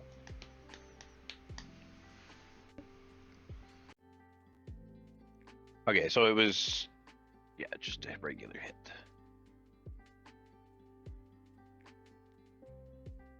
For 14 damage. Yeah. Between you and her with your swords, you're able to just drop him to the ground. I forgot you had sneak attack over there, buddy. I knew I was giving you advantage. I didn't realize I was triggering sneak attack. I thought he'd get off maybe one more attack. So even if Irina hadn't moved directly across from me, I would still have sneak attack. Fair enough. As long as I don't have disadvantage and an enemy's within 5 feet, I have sneak attack.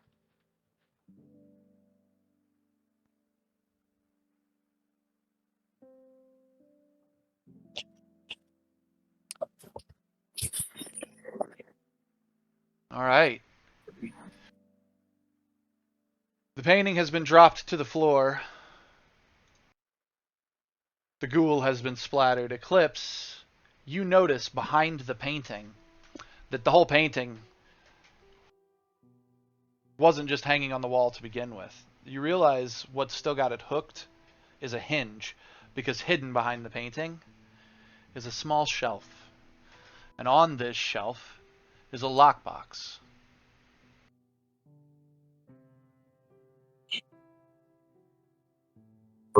I will take a peek at the lockbox. See if possibly I can open it. It's locked, obviously, lockbox hidden behind a painting. However, you recognize the iconography again. I would use my key. It's not the key from the basement, but you do have a second key, one you found in the office. I will go ahead and test that key. Click, click. The box opens. Inside, you find a 1-foot-long black feather and a velvet pouch. It rattles as though there are coins inside. To be fair, your party members are standing right next to you and see all of this as well. You guys find the black feather, the velvet pouch. I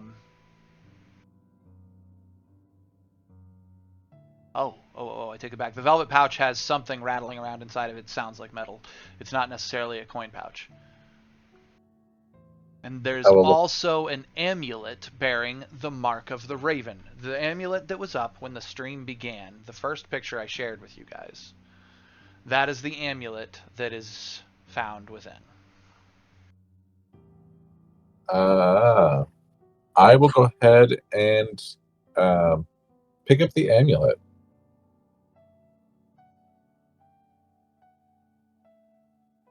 Okay.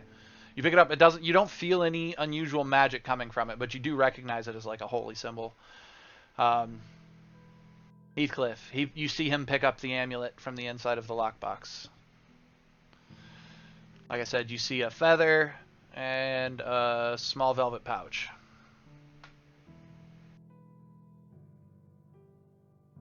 I just sort of see you all three looking at this at the mantelpiece.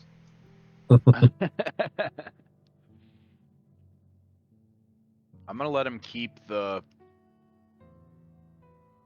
amulet since I got one a few minutes ago. And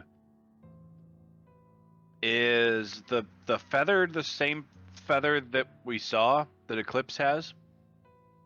It appears to be a foot long. It appears to be a foot-long raven feather.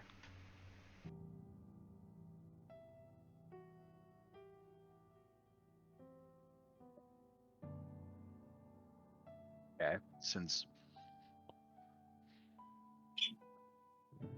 my brain is what it is and I've slept since then, I'm going to look at Eclipse and go, don't you have a couple of those in your inventory? I do, in fact. Didn't we find a couple of those 2 days ago? I, in fact, have 4 of them. Are they the same feather? They match. They don't necessarily match that they came from the same bird, but they are foot long. They came from the same... Yeah, therianthrope feathers. Therianthrope. I was going to say flying lycanthrope, but... that wasn't the right word. Alright, well, having said that, I'd pick up the pouch and... Should it rattled with like coin? I apologize. Continue. Repeat. I'm going to pick up the pouch, and you said it rattled As if with coin? Yes. Do you open it? Well, I would turn around to one of the tables behind me and then open it and kind of Dump it out on the table. gently dump its contents out on the table so we can all see what's there.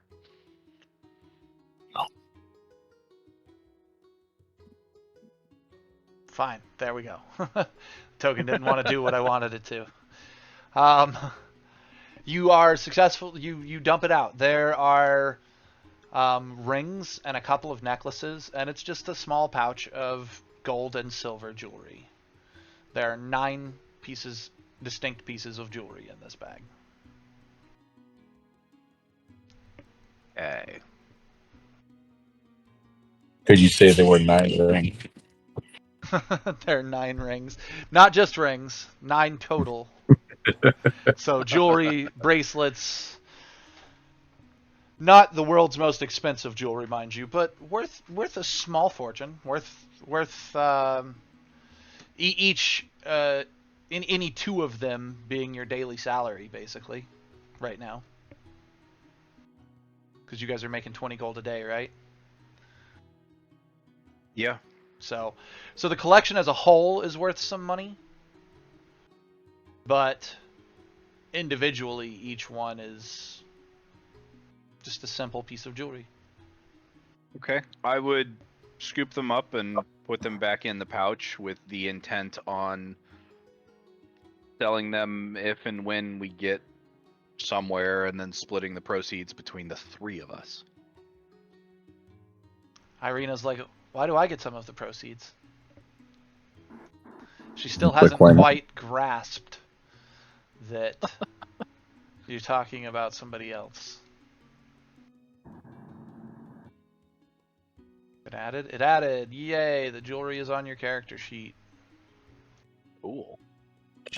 Clip's got the amulet.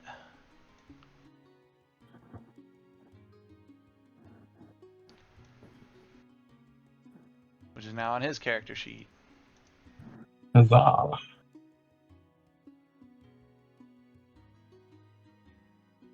Well, I'm going to put the pouch of jewelry in my pouch. In your new pouch? No, I'm going to put the pouch that I just got that has the jewelry in it in the pouch that's already on my belt. Gotcha.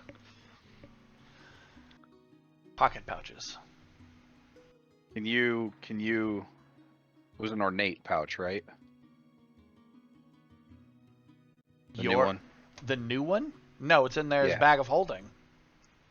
No, the other new one. The I- one that was holding the jewelry. Oh, it added to you as silver jewelry, so I didn't actually add the pouch as its own sort of pouch. It was a velvet pouch. Thank you.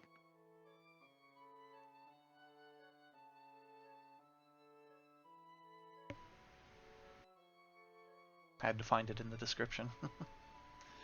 Okay. So you find the lockbox, you fought the critter. What next? How long have we been streaming? About 2 hours. Oh, that's perfect. Because we've reached the end of combat and we've done... Oh, look, Mercy Durg's in here. Dragons and Dungeons, I'm in. Oh my god, Mercy. Black Velvet. He had it called. All the way back there. That's fantastic. That song's now stuck in my head, so points for everybody. All right, we are going to go to break so that my guys can drink some water, stretch their legs, so that I can do the same. And when we continue the exploration of this particular family room and the 3rd floor of the House of Lament. Be right back.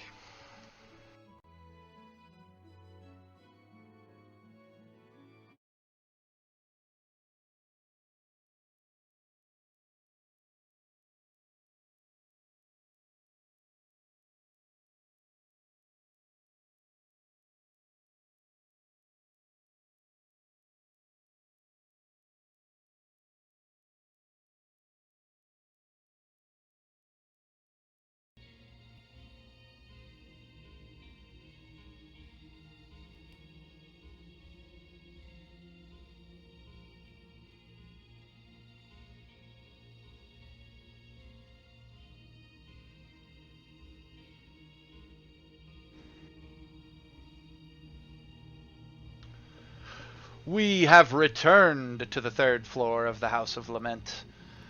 We've fought our ghouls, we've slashed our paintings, we've opened our lockbox, and we've gotten some stuff. Fellas, we are at the top of initiative. Heathcliff, what would you like to do? Right as I put a cracker in my mouth, but before I bit down.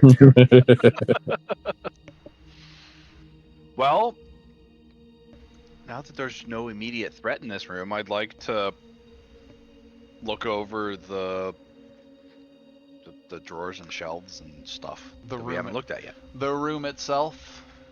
Pretty much. Roll me an investigate check on the room, please. 11. Nothing else stands out to you than this portrait. It's like I said in the original description, rich furniture clusters around a tall fireplace. Its mantle is lined with dusty knickknacks, and above it hangs the portrait. Otherwise, it's a table with a water pitcher and a bowl on it. In fact, that's two tables with that. Like, it's just a room to exist in. There's not really much else in it.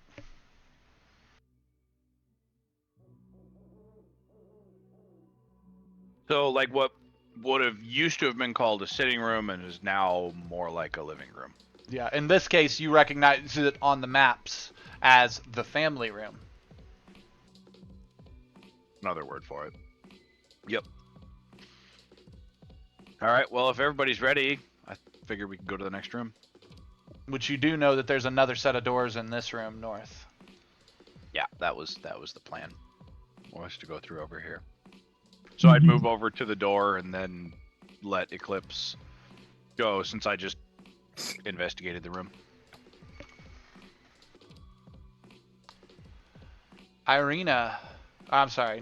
Eclipse, your turn. I am going to go ahead and open the door and walk in.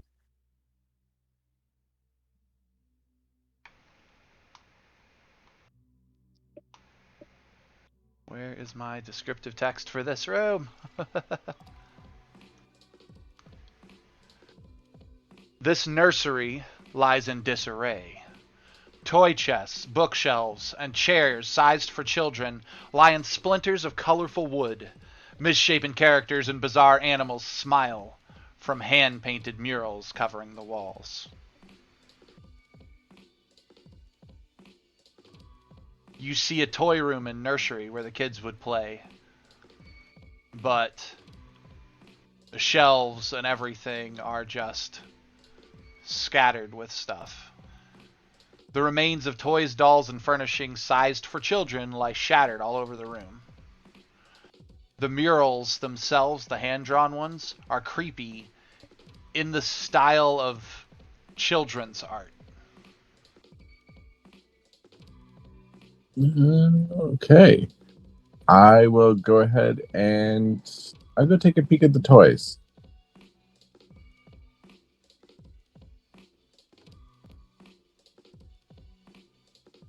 Are you just investigating them willy-nilly? Yes.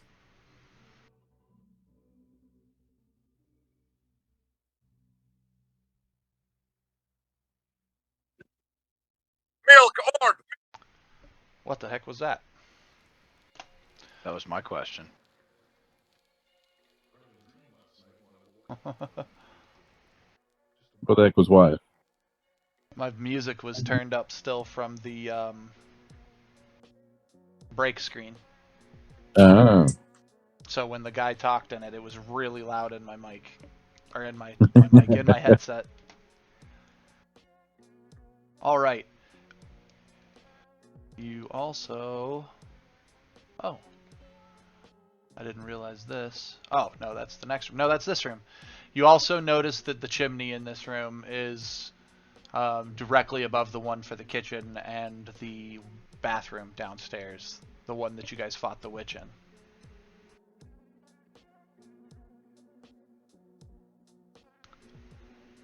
Good to know. And then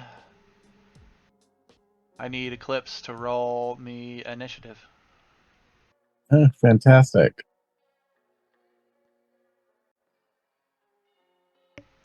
Almost rolled to a 19.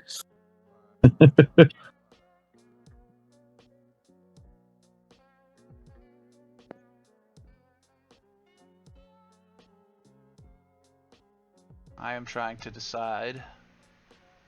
Whether I should live or die. That's basically.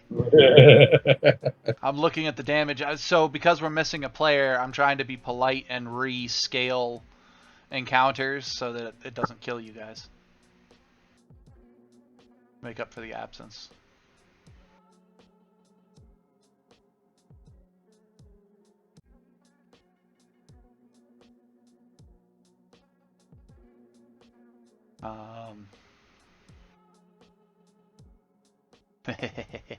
Yeah, let's do it.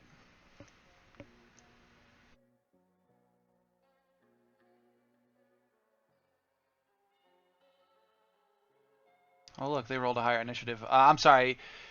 Heathcliff, Irina, you guys might as well go ahead and roll initiative too.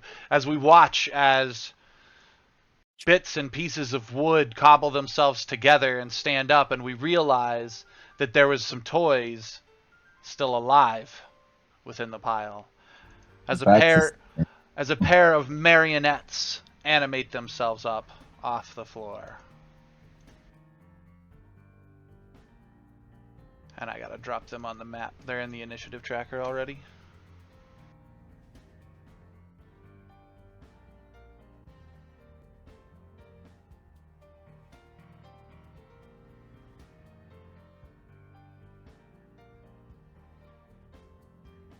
Instead of carionets, shouldn't they be toyonets?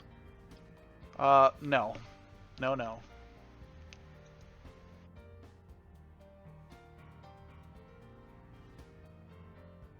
I need... There it is. Sorry. I know I'm slowing us up. This is on me this time. Haha. I can. I'm the dungeon master.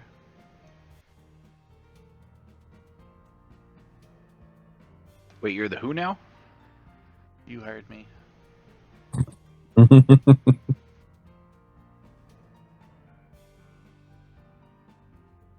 All right. So Eclipse, these creatures animate in front of you. We are actually going to go ahead and start from your turn. Oh, so I get to go first? Yep.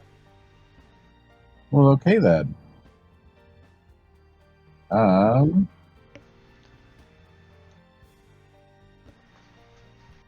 did you do again?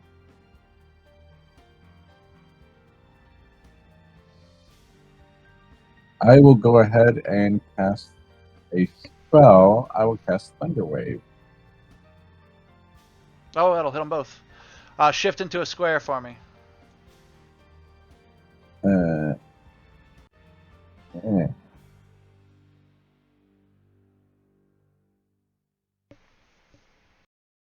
So I go ahead and hit cast, right? Yeah. Okay.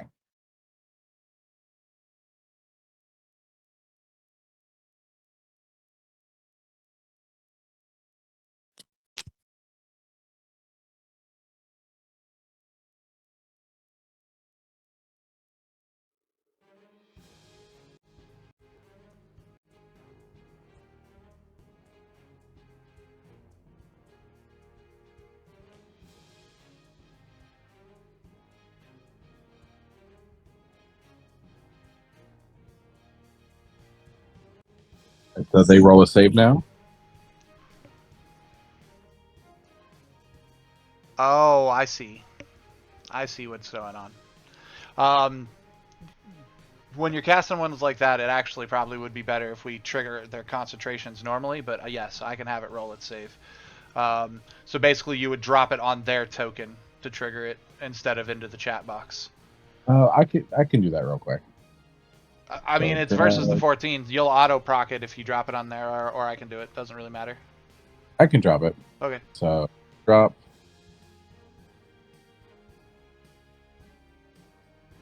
And that one failed. Drop. That one succeeded. Now, when you drop your damage on them, it'll It'll auto-adjust it.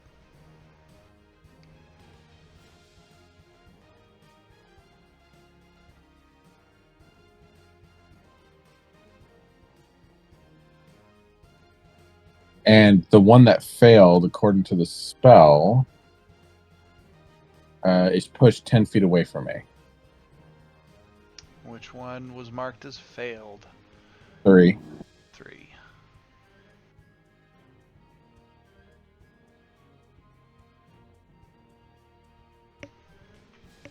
Solid. And then I will go ahead and move back.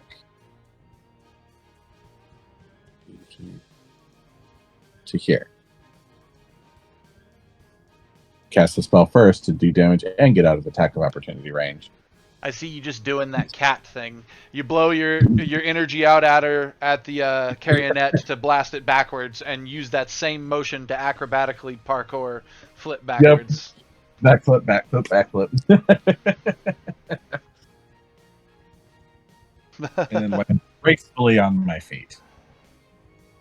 Creepy childlike laughter ensues from the doll as it flies through the air. Listen, laugh all you want. You've been electrified. Alright, anything else for your turn, sir? Nope, that'll be it. Oh, actually, I do have a bonus attack. I forgot about that. You do, and you are still in your starry form. I am. So I will go ahead and do that. It's 60 feet, I believe. Let me double check. Yeah, you're in range. Yep, I'm in range. I will go ahead and I'll attack 8. And so cast on 8.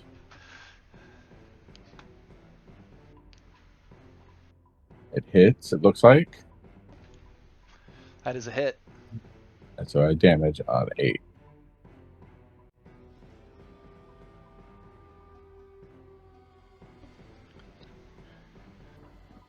Well struck. As its face lights up with the starlight that hits it, you hear, "Come play with us, adventurer. Play with us forever." You don't consider this playing. Shame. I smell avarice in the house again. Anything else for your turn, Eclipse? No, that'll be it. You can thank our guest describer, Mercy Durg, for being the voice of your carionettes this evening.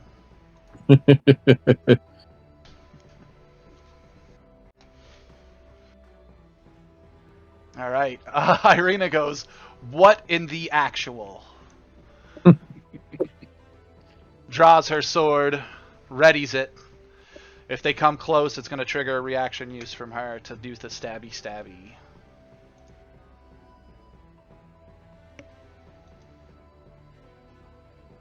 Monsieur Heathcliff.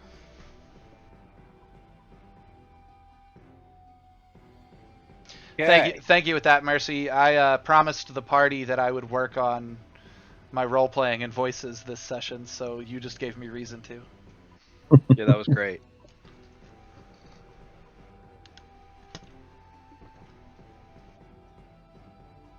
I'm sufficiently creeped out enough that I'm going to stow one of my short swords, draw a dagger, walk to here, and throw it at Carrion at 8. Respect.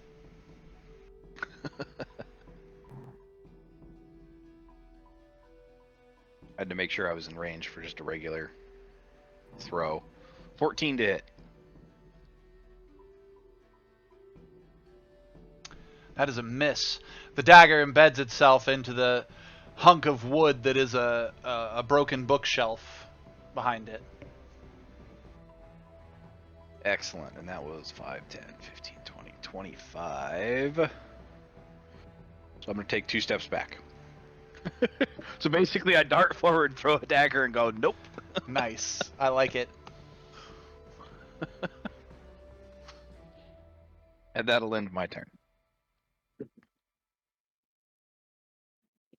That brings us to the Carionette's turn. This one, who had just gotten a free flight across the room, chuckles and eyes eclipse bitterly. What is its movement speed? 25. 5, 10, 15, 20. 5, 10, 15, 20.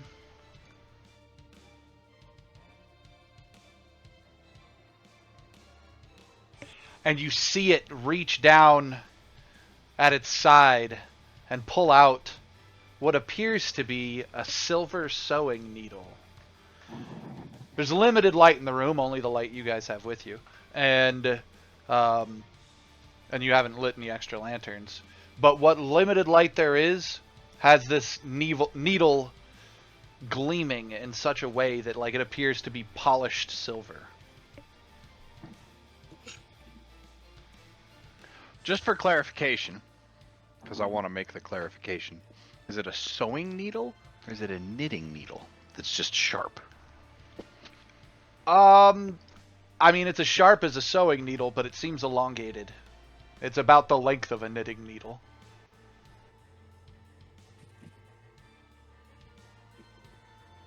Awesome. They continue to cackle as they crawl across the floor almost in their movements, because their limbs are, I mean, they're made from the detritus of the room, so their limbs are not exactly even. And you hear the wood clacking of its wooden hands as it makes its way across the floor. 10, 15, 20. It double moves. Yeah, it's going to go here. It double moves.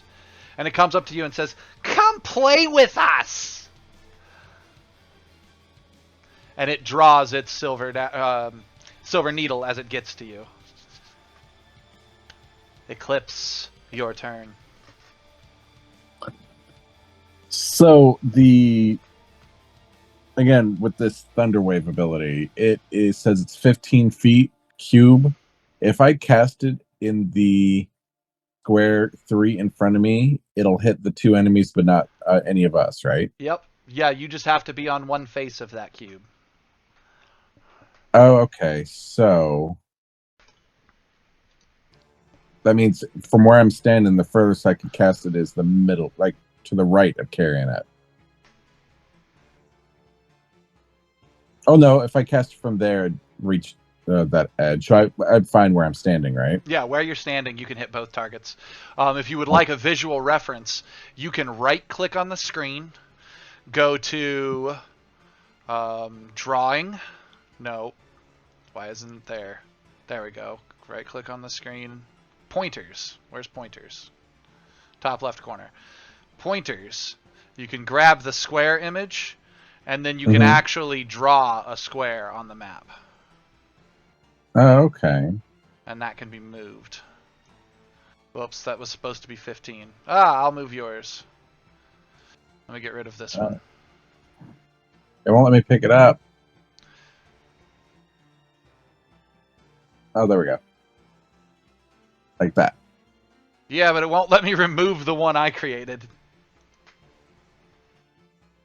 So I have to remove all pointers. Create a new one. Ha ha ha. But yes, Okay. that let you see exactly where it would drop. Okay, well, I will go ahead and again cast Thunderwave. All right. So on the first and on the second.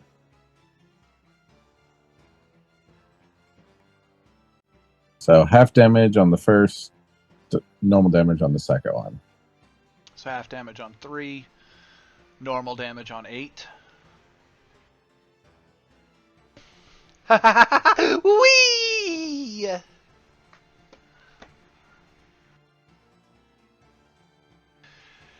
As that one is blown backwards, you see hunks of its like wood pieces go flying off of it, flying backwards. But it seems unfazed by it, like it doesn't feel it. And then I will use my free action to cast my arrow, radiant arrow. at the one closest. So 3. Okay. Huh? Okay. Roll it. Okay. That is a hit.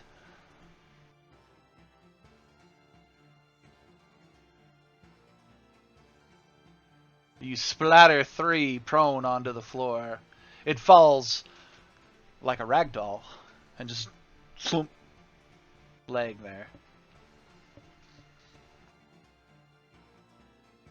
And I'll go ahead and say the rest is up to you guys and then my turn.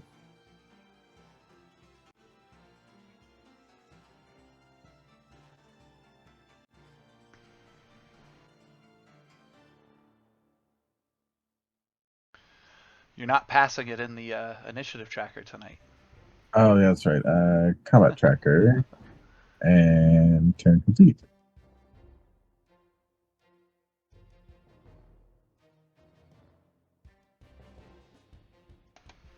All right. Irina steps forward. She is planning on walking past this one and decides to think better of it even as she's walking past. She kind of wants to make sure it's dead. So she goes to poke it. And that's when it uses its reaction.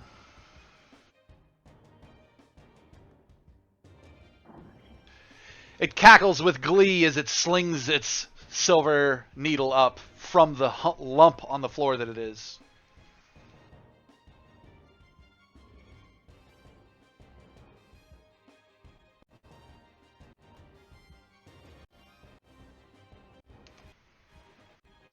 And fumbles. As it swings forward, wow, as it swings forward with this silver needle, you hear a popping sound. A sharp click as the thing throws its shoulder out and the arm simply goes flying across the room, landing on the floor behind Irina, still holding the silver needle and just sort of flopping ever so slightly.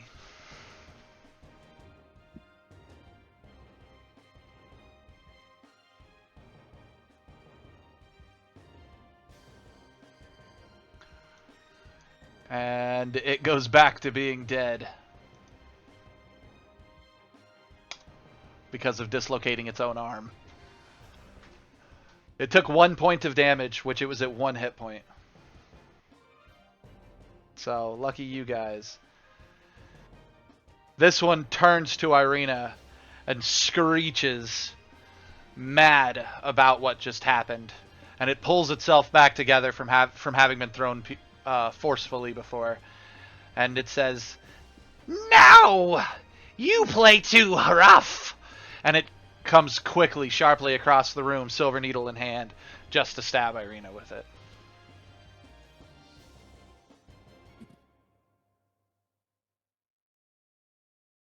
For a miss. Eclipse, your turn. This thing is going after Irina. And then I will go ahead and use my free action to cast a Radiant Arrow. To cast what? Oh, your My arrow Radiant Arrow. is hit.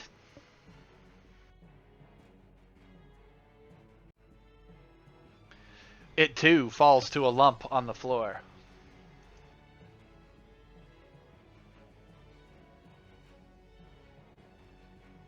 You still have an action and a move action. And let's see here.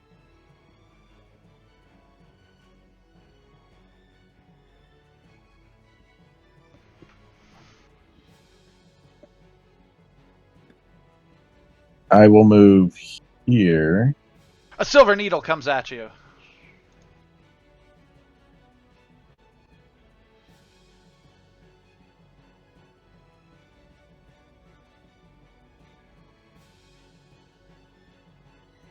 Misses.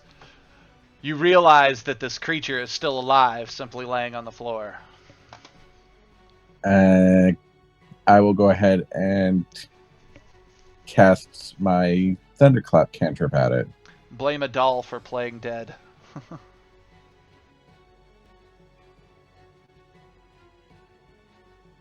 It succeeded. And as I cast it, I'll tell the dolls, it's like, maybe next time play nice.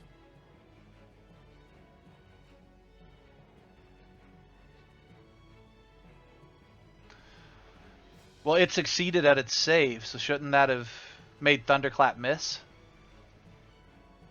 Possible. Oh, is that how that works? I think that one misses altogether. Isn't that the cantrip one? Take it. Oh, you're right. That is my apologies. I saw the success and I thought it was success hit. It's okay. So sorry about that. You're all right.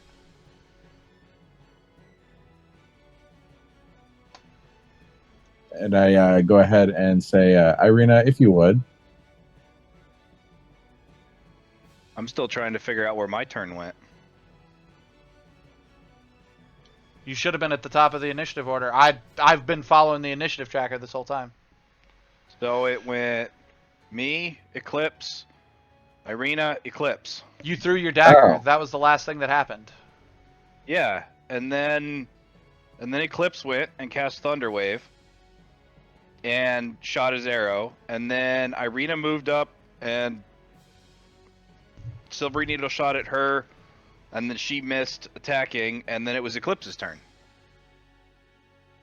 It skipped me. I think he's right. Turn Heathcliff, turn Eclipse, turn Irina, turn Eclipse.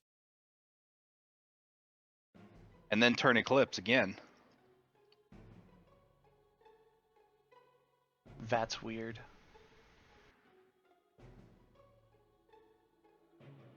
Yeah, because the only So time I think Irina's missed a turn, and I think I've missed 2, actually.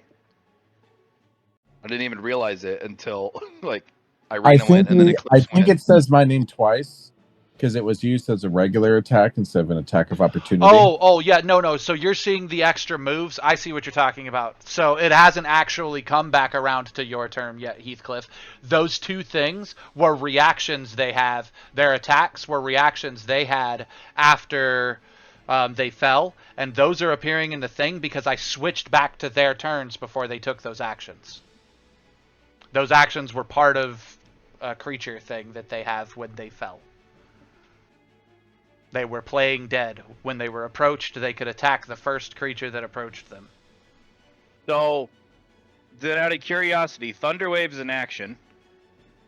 Yep. Starry Form is a bonus action. Yep. How did he then Starry Form again and Thunderclap again? I didn't Starry Form again. I'm still in Starry Form. I mean, you used your Starry Form Archer attack. Your yes, bonus action. bonus action, and then I used a regular spell as a cantrip. As my regular. But you did that twice in a row. With nobody else's turn in the middle. Let's see. Thunderwave, yes. Bonus action. Then Irina's turn, which should have been next on the tracker. That would have been her from the way that Busy just described it, that would have been her reaction. Was moving up for those 2 attacks.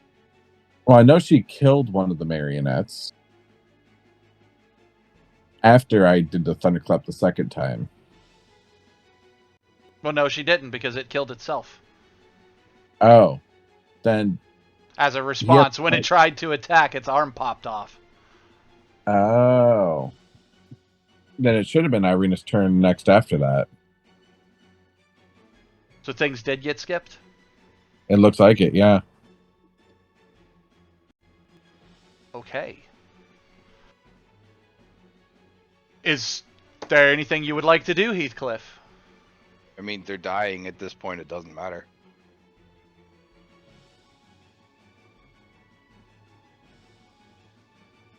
My question remains. Is there anything you would like to do?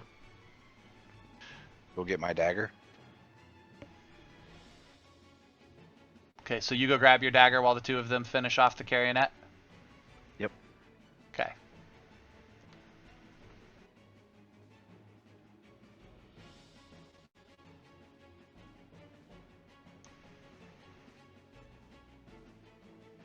Irina misses. when it came to her turn anyways, so that would be top of initiative. You have your dagger, and you would be over here. That's stupid. That time when I pushed down on the initiative tracker, it actually put you where you were supposed to be. You know how sometimes it skips when you go to the end of the tracker and you try to pass on? It didn't that time. When I passed it on from Irina, it rolled it over correctly and Yeah, it's been brought you doing back. that all night tonight. It's been rolling correctly all night. I've been manually changing it all night. So that's probably how things got skipped. Because I was manually doing it because I was also pushing Eclipse as a turn on earlier.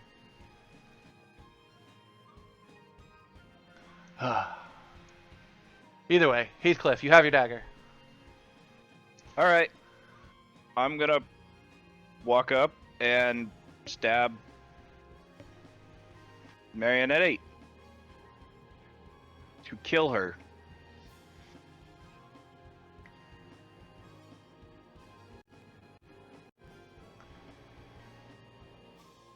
Whoop, that second one should have been advantage too.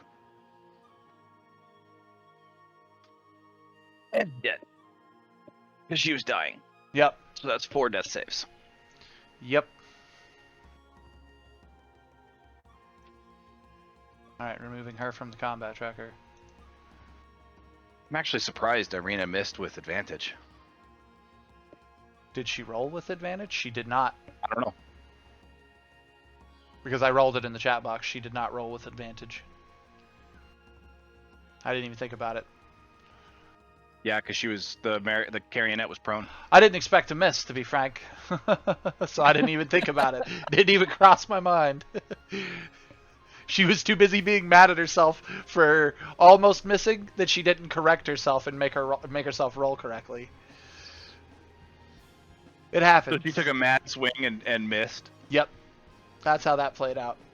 So Nice. you walk up just under her mad swing. She's like breathing hard. The sword's hanging like above your head because you leaned down to stab it with a dagger. And yeah, that's how that played out.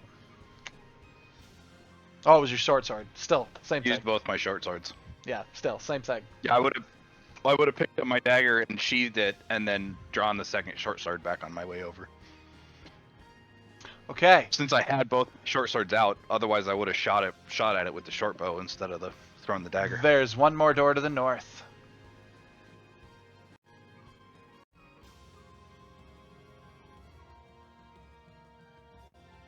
What would you like to do, Heathcliff? I want to go through it.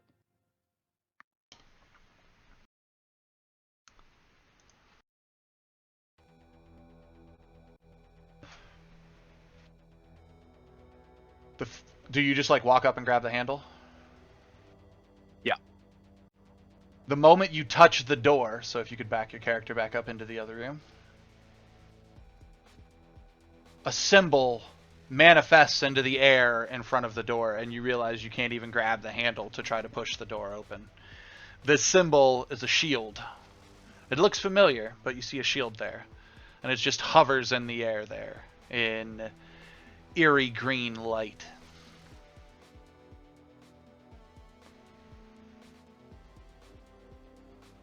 Okay. I'd like to try to identify it. To identify the symbol? Yep. I will allow you advantage on this check. You can roll history or religion, as opposed to just religion.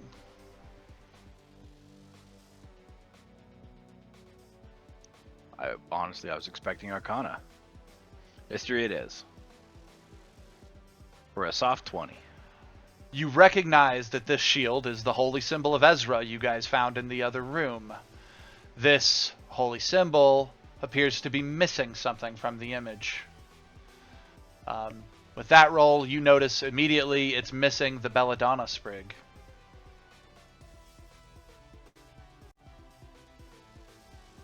Okay. Out of curiosity, is there a belladonna sprig in here? In this Out room. of curiosity, I Well, I have know a, there's one on this level.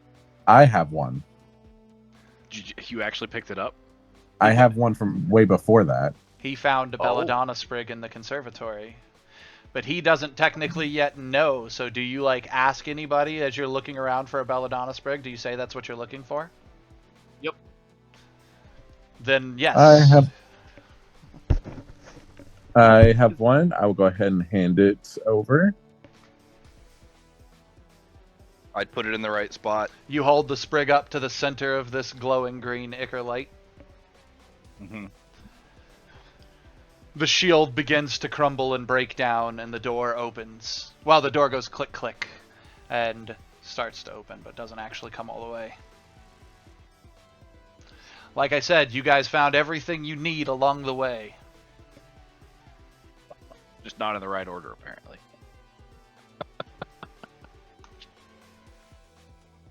I do find it funny that the book wanted us to find all of the locked pieces and then go find the keys. That's how it should play out. Like, it almost makes it take a little longer. But you guys found We're them. supposed to skip an entire floor of exploration? Not an entire floor. You might miss a room and have to come back to it. Fair enough. But Being as this is the last room and it was locked, I would want to go through at the same time as Eclipse. Preferably with Irina like right on our tail. I also would explain that I think this is the twins' room. this is the As we go children's in. room. But I concur with that logic. The room smells fresh, as if it's been recently cleaned and aired.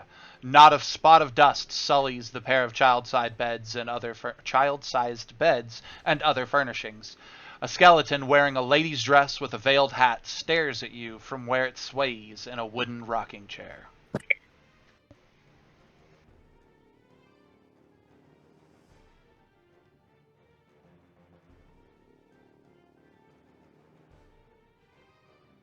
Another body I would like to lay to rest.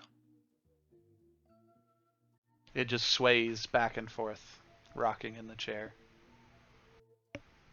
No, I said that out loud. So I know. that- I know. Okay. Do you do anything else?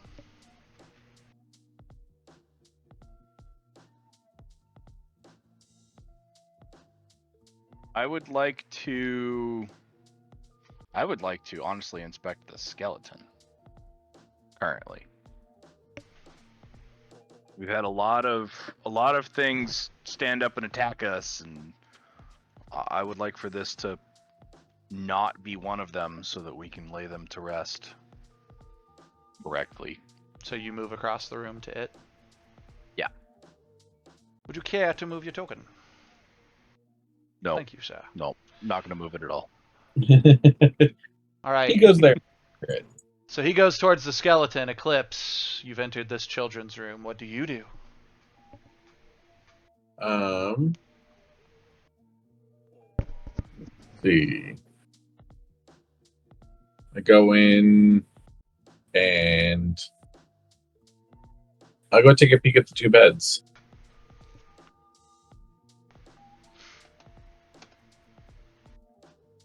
Okay. Irina moves towards some shelves. She moves away from the skeleton. No, actually, with you moving towards the skeleton, she would put herself over here. That's what she would do.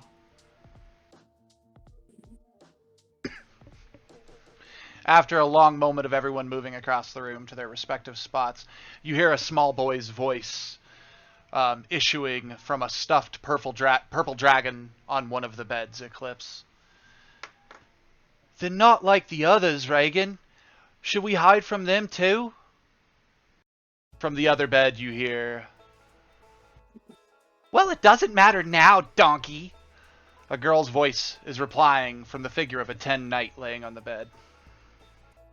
Wow, I don't know if this music is the right one for this.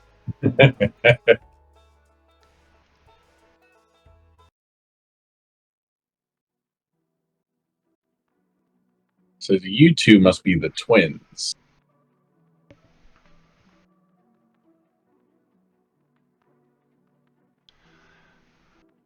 Well, you don't really know nothing, do ya?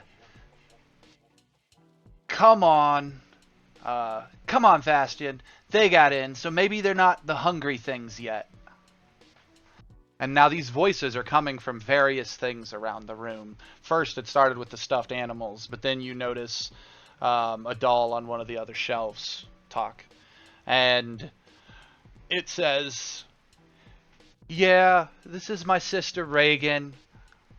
That's Reagan. I'm Vastian. Tell me, are the hungry things going to get in here now?" Hungry things. You wouldn't be talking about those toys we are from the outside, would you? While he's talking to the spirits on the beds, you are inspecting the skeleton. The girl's Yes. voice comes out of a music box that's sitting on the table next to the skeleton, and it says,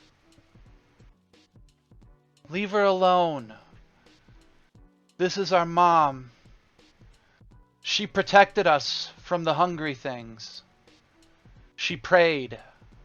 And these sounds just come out of the box in the girl's voice as it turns.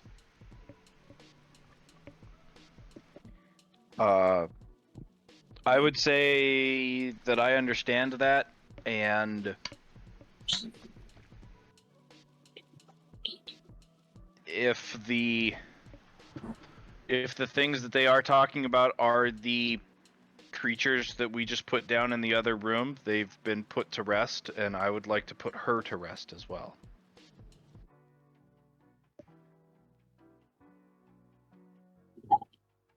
The boy from the bed goes, in response to both your statements, because you both have basically asked the same question and left us there. The boy from the bed goes, "No, not just the dolls. The hungry things. The spirits of the house." I couldn't keep doing his accent. Sorry, guys. I don't know why. My brain just can't do it today. The spirits of the So we house, then. They've taken over ever since our parents were killed.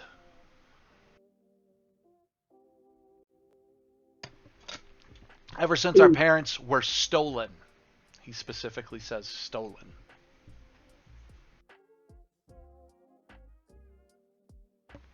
Well, we have defeated a good many while we've been here, but we're not 100% sure if we've defeated all. We're still working on it.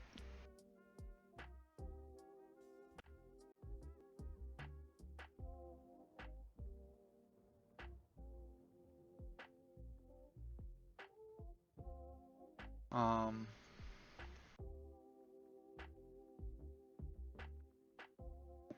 okay. Well, can you work faster, or at least get us out of here? Vastian, the music box tingles from across the room. They're not hungry things yet. That doesn't mean they're not gonna be. You know they're not gonna get us out of here. We do have a place we have made safe from the hungry things on the first floor.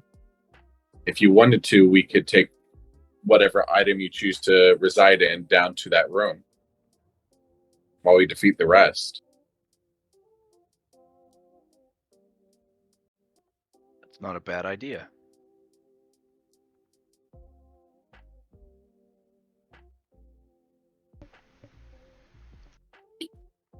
Irina's just kind of watching you guys. She's sort of chewing on her tongue because she's not sure what to say. So finally, at last, she says, "What would you like to do? We have come to lay rest the spirits of this house. If we can get the children out, that's great. But are they not further spirits that we should pass on?" And you see her sort of like handling her sword in her hand and eyeing objects in the room.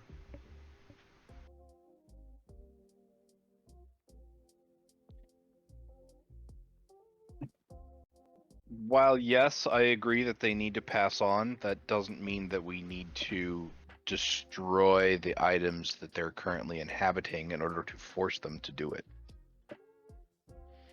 These were and are just children.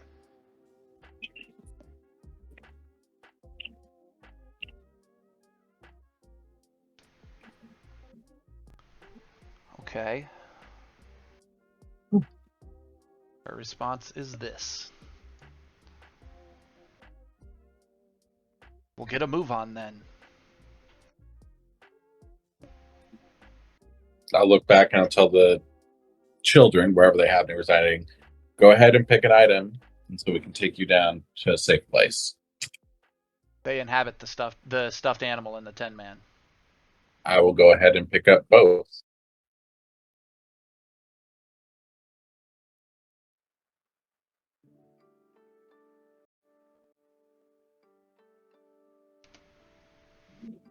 Okay. You have collected the children. Is there anything else you would like to do? We haven't really been using initiative order, so Heathcliff. Eclipse collected the children. Heathcliff, what would you like to do?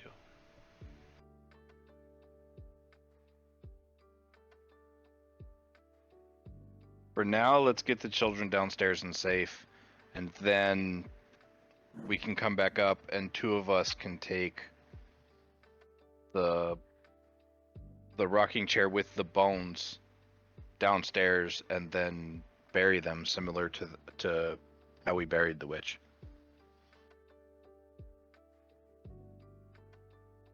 Okay. I mean, if that's what you guys like, the plan is yours. So, if you guys want to take them down and lay them to rest, that's. You guys have finished this floor. Do you guys want to try to go up to the next floor? That last set of stairs, or just grab the skeleton and the two items and go straight down? I say we take care of this, and then I agree. maybe come back up and check out the roof. Yep, I agree. Okay. Well, since he has the two kids, I'd ask if Irina would be willing to help me get the body downstairs to bury it, so we could do it all in one go. Irina simply says, by your leave. Whatever you think is best.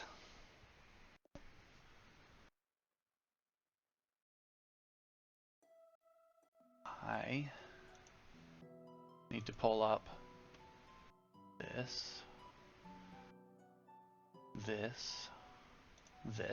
I know you guys can't see what I'm pulling up, but I promise it's important.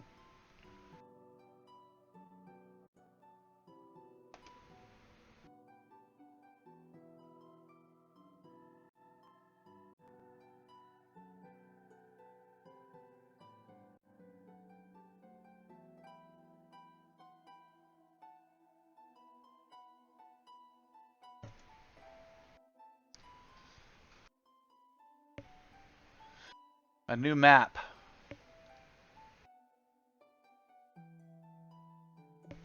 Now I need to clear. I didn't realize that I still have that mask set there.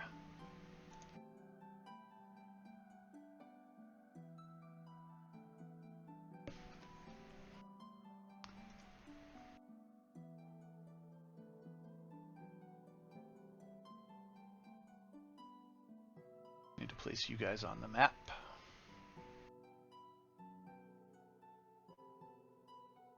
Why didn't it work? There it goes.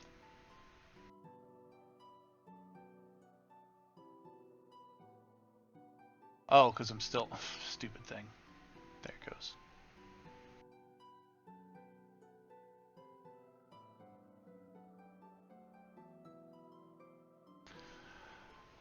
As we step off the landing on this floor to make our way downstairs, a fine green mist has permeated the entire floor. Okay. I need to expand this map to make sure I'm looking at the right one on my GM's table. There we go. Heathcliff from the master bedroom, the room immediately north. you hear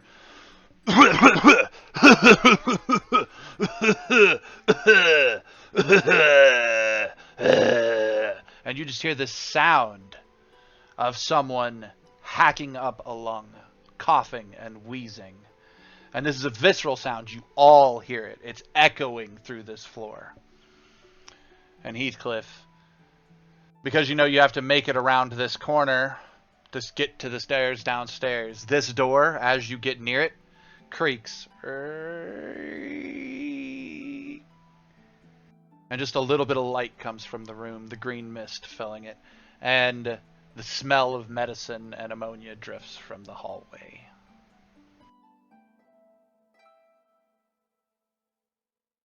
What do you do?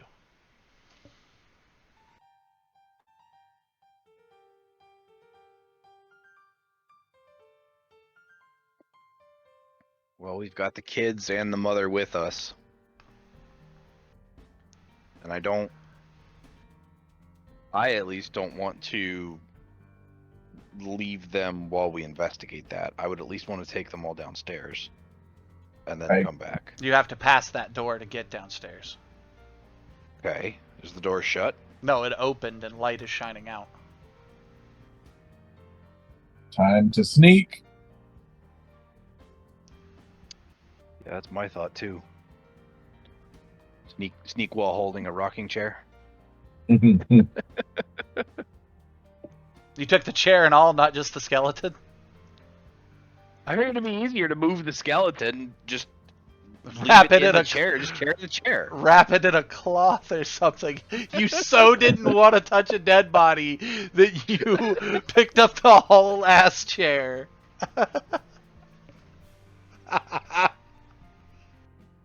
Wow. There's something wrong with that?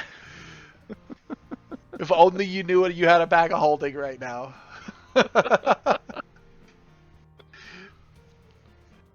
Oh boy. What do you do? Try to sneak past the door, currently. Roll a stealth. Disadvantage because you're carrying a rocking chair.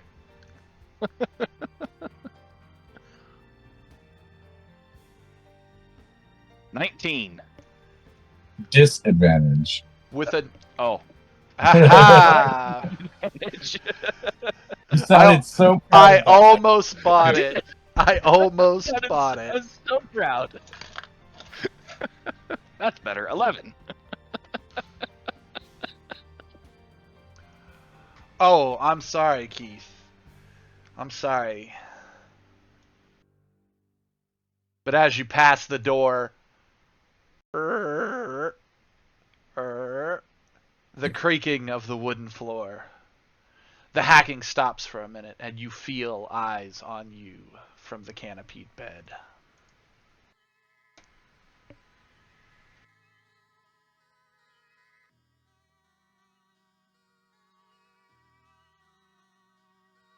I feel eyes on me from the canopy bed. Yep. Excellent. I'm gonna keep going.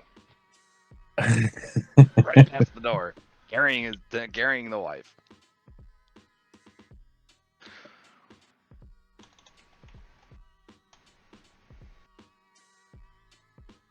Okay, you keep going. What's your total movement from here? Because we are rolling initiative. Actually, yeah. Oh.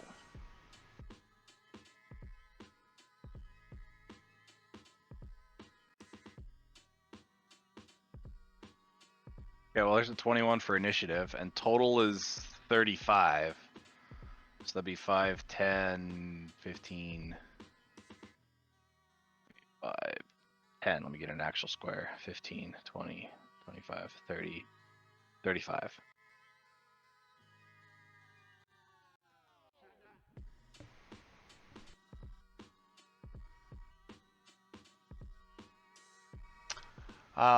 Eclipse, you initiative from you as well.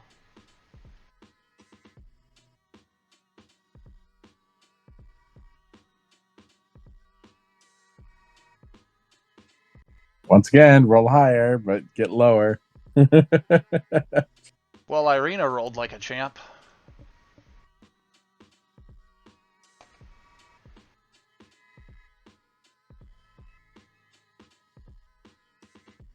I rolled an 18 and I somehow was still the last.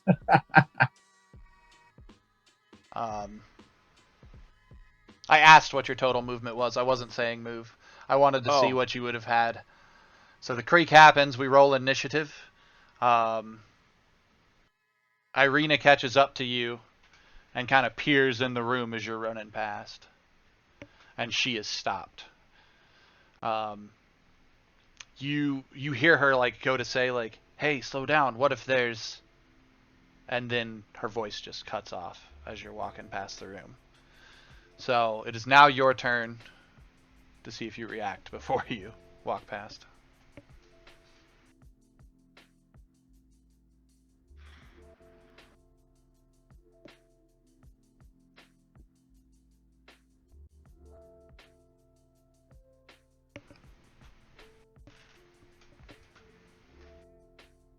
Yeah, since I decided to carry the chair, I at least want to go put it down.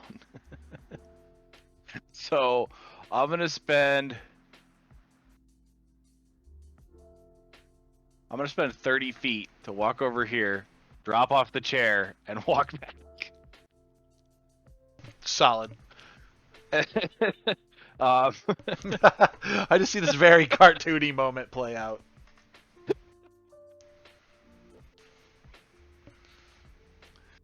You hear a voice from within the room as you move back. Theodora? Theodora, is that you? Where's my medicine, girl?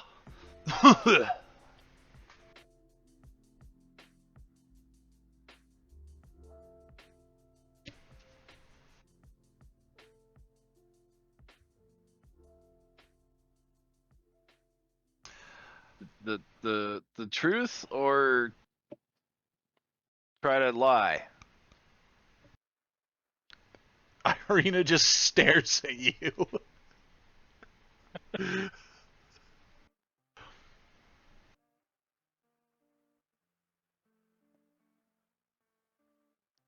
Okay, I'm going to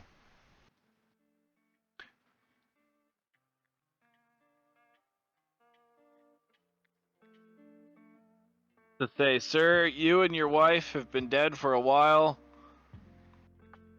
We found her body upstairs and are currently trying to transport it outside for proper burial. Ended my turn. I really don't want to step into that room. Roll persuasion. Or persuasion. It would be, yeah, technically. 13.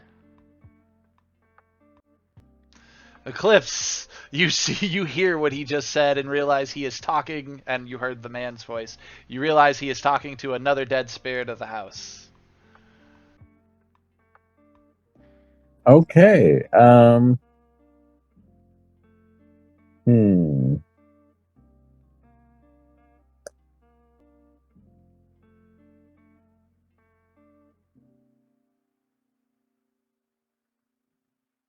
I'll try to play the persuasion game. I'll go over here and um why not? I'll ask him. We are laying who I'm assuming is his wife bodies to rest. If you would like to tell us where your body is, we can do the same for you. You can actually pass through those squares if you want to get up there adjacent to the door, Oh. like in front of him. Yeah. So I'll try to persuade him as well. The silhouette pulls itself forward off of the bed. And you see you're talking to a body. Necrotic flesh from head to toe. You actually see fungus growing out of its chest, and even as it moves, little spores just sort of like puff up into the air. And it says, Theodora! Girl, y'all need to quit lying. Get them servants up here. I needs me my medicine right now. And as he moves forward in this shambling mass of creature, the zombie of Lauren Havarist stands in front of you, ready, looking like every horror movie you've ever considered for zombies, ready to go for your brains. And I think that's a great spot to end our session tonight, guys. Okie doke. So I want to thank everybody for coming out. I want to thank Mercy for hanging out in the stream with us, or in the chat with us. I want to thank my lurkers. I love all of you. I want to call you out every time so that hopefully you guys will eventually hit that follow button and or chat because, hey, I like you guys. Why not? I want to say thank you to Eclipse and Heathcliff, both for patience with me tonight, as well as patience with our absence of character. I can't wait to see how that plays out next time on Exiles Into the Mist. Please feel free to check all my links, and we will catch you then. Take care, everyone. Is it Sunday yet? I was really waiting for Abel to pop in right there and just be like, Did we level? did we level? Good level. All right. Catch you next time, guys.